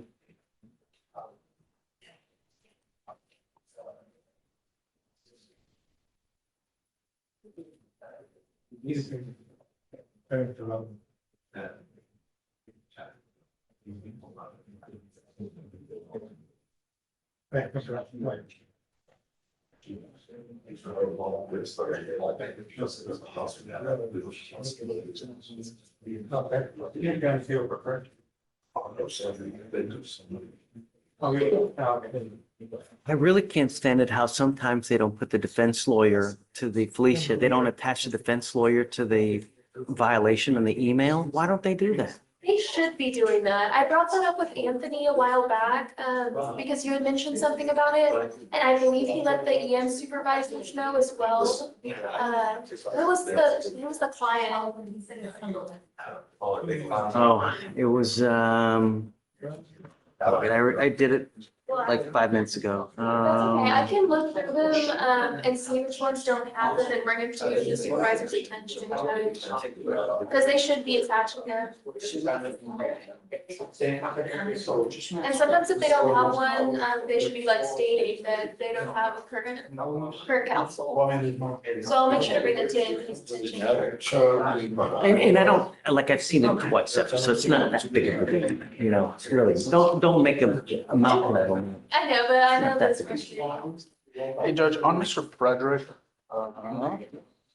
Hold on. Can we wait for defense lawyer to get back? oh, I was just gonna let you know that, I talked to the complainant and she doesn't have like she's found motels basically, so we don't have. She's not living at that house. Okay, so I'm gonna take the restriction off then. Okay, you heard that, Felicia? Yes, just. So we'll take that off and then they put a curfew, 7 PM. What? Yeah, they put it, do you want to remove the GPS device or? because there's nowhere to- GPS device, curfew, exclusion zone, you know, contact. Yeah. Did you want to keep the remain within Harris County as well, Jonathan? No, take it off. Yeah, I figured, but I just want to double check with you. Then, I'll continue supervision and then we'll, and then, as soon as Harold gets back, we'll let him know. And Is he still here? here, I think, yeah, they're outside talking. yeah, so, we can, and then, just amend the MOAB, I guess, accordingly. Do you mind bringing up the moment? You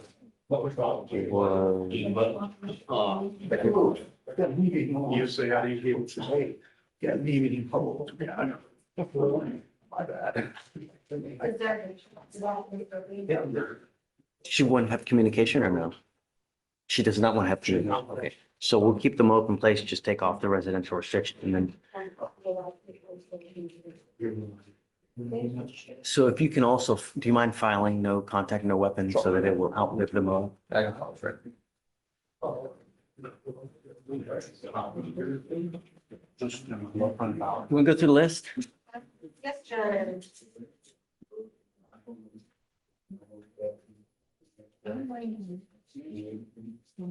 Page 20, Serato. And it's sent to be tested. We have the results from these tests. Serato, she has failed to provide a sample 5 times. So they're still holding her there. Would you like me to have her come back? No, just keep trying. Give her Yes. more water. Okay, do you want me to tell them to have her come back tomorrow, or would you like her to come today? I wanted to test. Yes, Judge, but do you Yeah, I guess. address results tomorrow, but test today? Test today. Who's a lawyer? Jonathan Vila. I saw him here earlier. Yeah, he's been waiting for the results. I told him to approach with the results. Yeah, I guess we'll, yeah.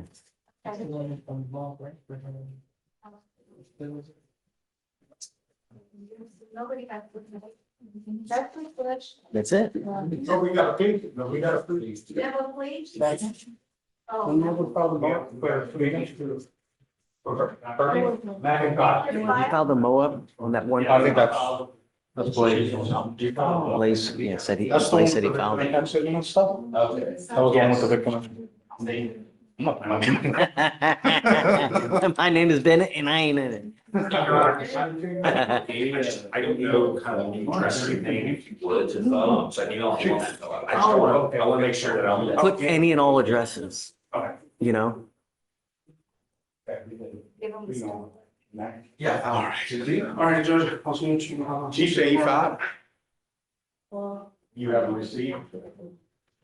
Take time. You know how much you know. Just like people, unforgiving. Yeah, most of the that's.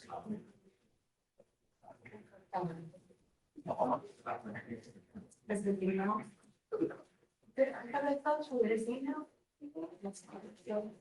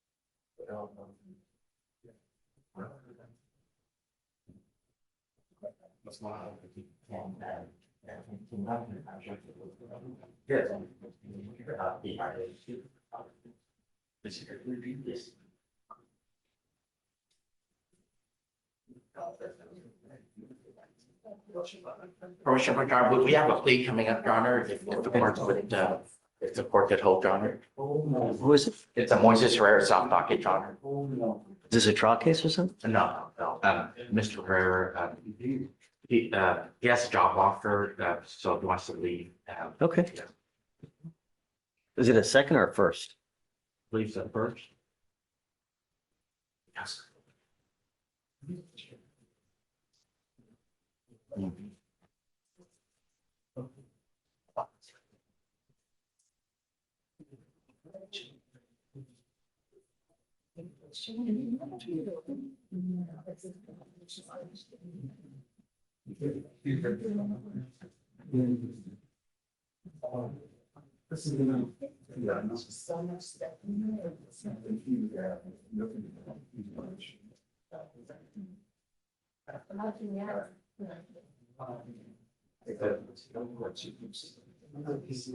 So, they said she's gonna test today, use the drill, use the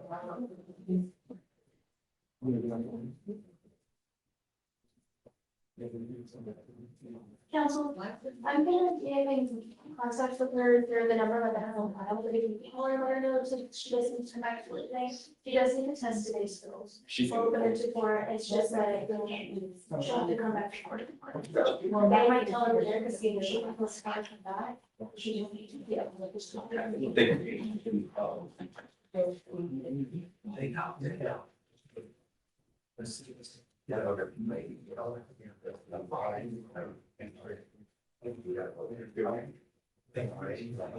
Are you ready on Mr. Lee's plea?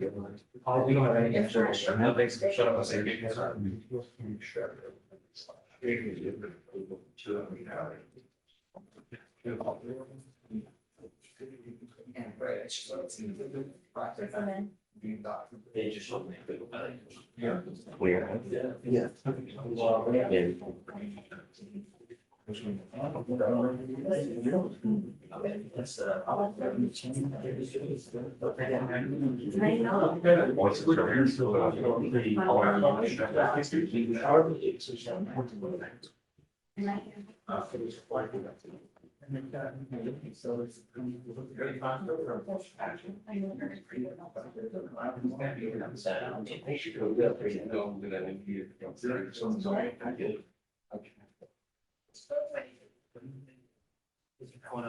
Just my approach. I just want to let you know, the seal of the pretrial had already come and told us that she no longer lives there. Come on.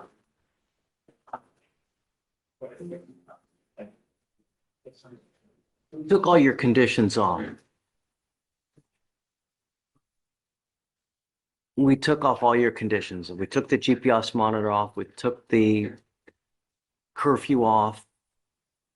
Just the restriction for you to go back home, the only thing I'm asking you to do is don't have contact with this person.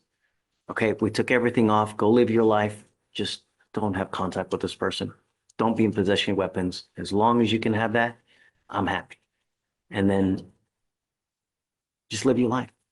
Don't get in trouble, you know?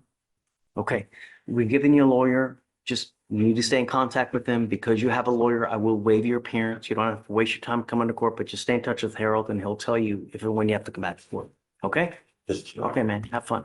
Hey, Judge, Commissioners. Mr. Frederick.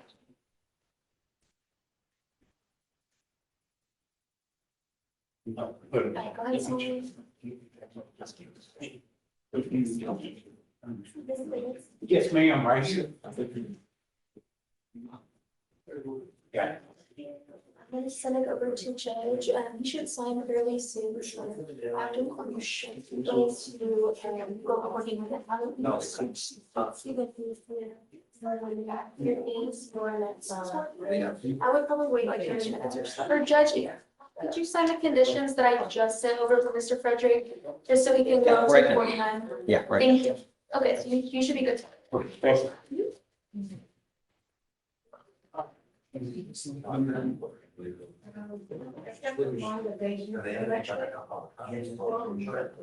Mr. Frederick, But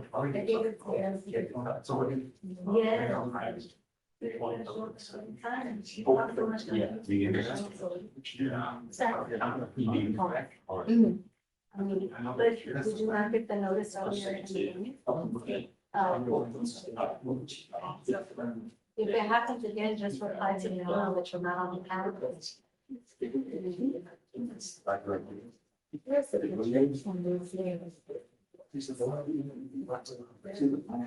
No, today is the 7th. And you're on the calendar.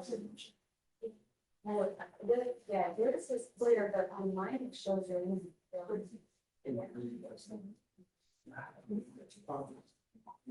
Eight, I don't see you on the client's calendar.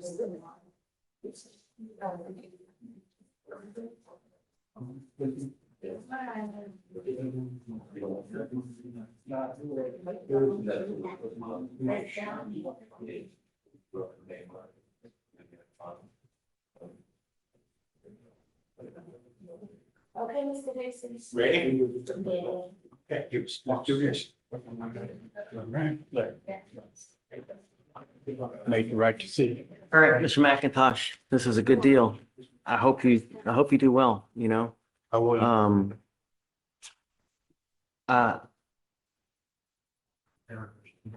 The agreement is, 18 months. it's an 18-month, MZI. I didn't print out the new one. 18 months. all right. Oh, you do? Okay, so they're gonna, yeah, I got it. They're going to dismiss the one and then he's doing a deferred on this Yes, one, sir, right? Your Honor. You know, the thing is that if you complete this, Mr. McIntosh, you will have no convictions on your record. You know, we're sending you out into the world better than you came if you can complete this. You know, we're not asking for much. The agreement here is an anti-theft class, a TRAS, no drugs, no alcohol, and 25 hours of community service. Are you working? What do you do with yourself? I just started with Bacon Temp Agency, Okay. and I just got an interview with Jovi's full-time as a butcher. Did you graduate from high school? I graduated from high school, and I'm doing Coursera, automation, IT, Great. online. As long as you get the anti-theft class done and you work full-time, I'll waive the community service. Just make us proud, get the theft class done, stay out of trouble for at least 6 months. You're out of this thing. Okay, we'll early terminate you. We're gonna waive all the fees. You're not gonna have to pay for anything. I can't pay for the class. You'll have to pay for that. But I'm taking fees off for everything else. Thank Okay? you, Your Honor. You give up a lot of rights by entering into this agreement. You give up the right to have a trial, right to compel witnesses to testify on your behalf, confront and cross-examine your accusers. If you're not a citizen, there are possible immigration consequences. You can be deported, excluded from the country, denied naturalization under federal law. You give up the right to appeal. Once you accept this agreement, you're stuck with us until you complete it successfully or if you get revoked. Now, if you do well, no conviction. If you fail, like you pick up a new case, you don't do your anti-theft class, or you test positive for something, I'm going to issue a warrant for your arrest. I will put you in jail, and you're looking at 180 days. You understand? I understand. We're not asking for much. All right? All right, so I'm going to follow the agreement. We'll send you to it. Good luck to you, sir. Thank you, Did Your he say Honor. guilty or no? He said guilty, Judge. Okay, all right. Luck to you, Mr. Mack. Thank you, Your Honor. That's all right. That's it. Thank you, Your Honor. Thank you, Mr. D. Yes, Thanks sir. for being so patient. Thank you. Thanks, Mr. Mayor.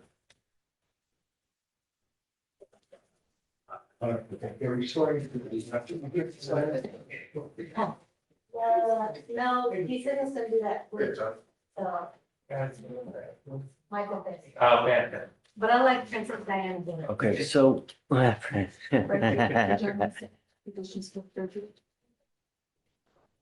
Yes. I think this is it, right? Is this our last thing? Michael, you ready?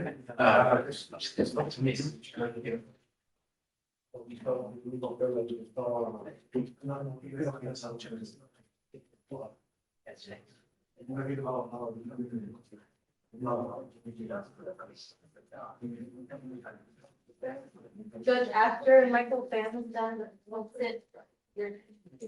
So all the pressure on Michael Pence. Yes. What's your cause number, Michael? If you don't mind. 254 Okay. 01 20.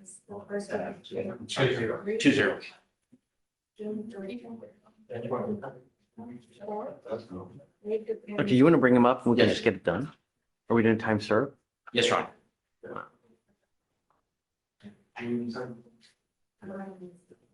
Yeah.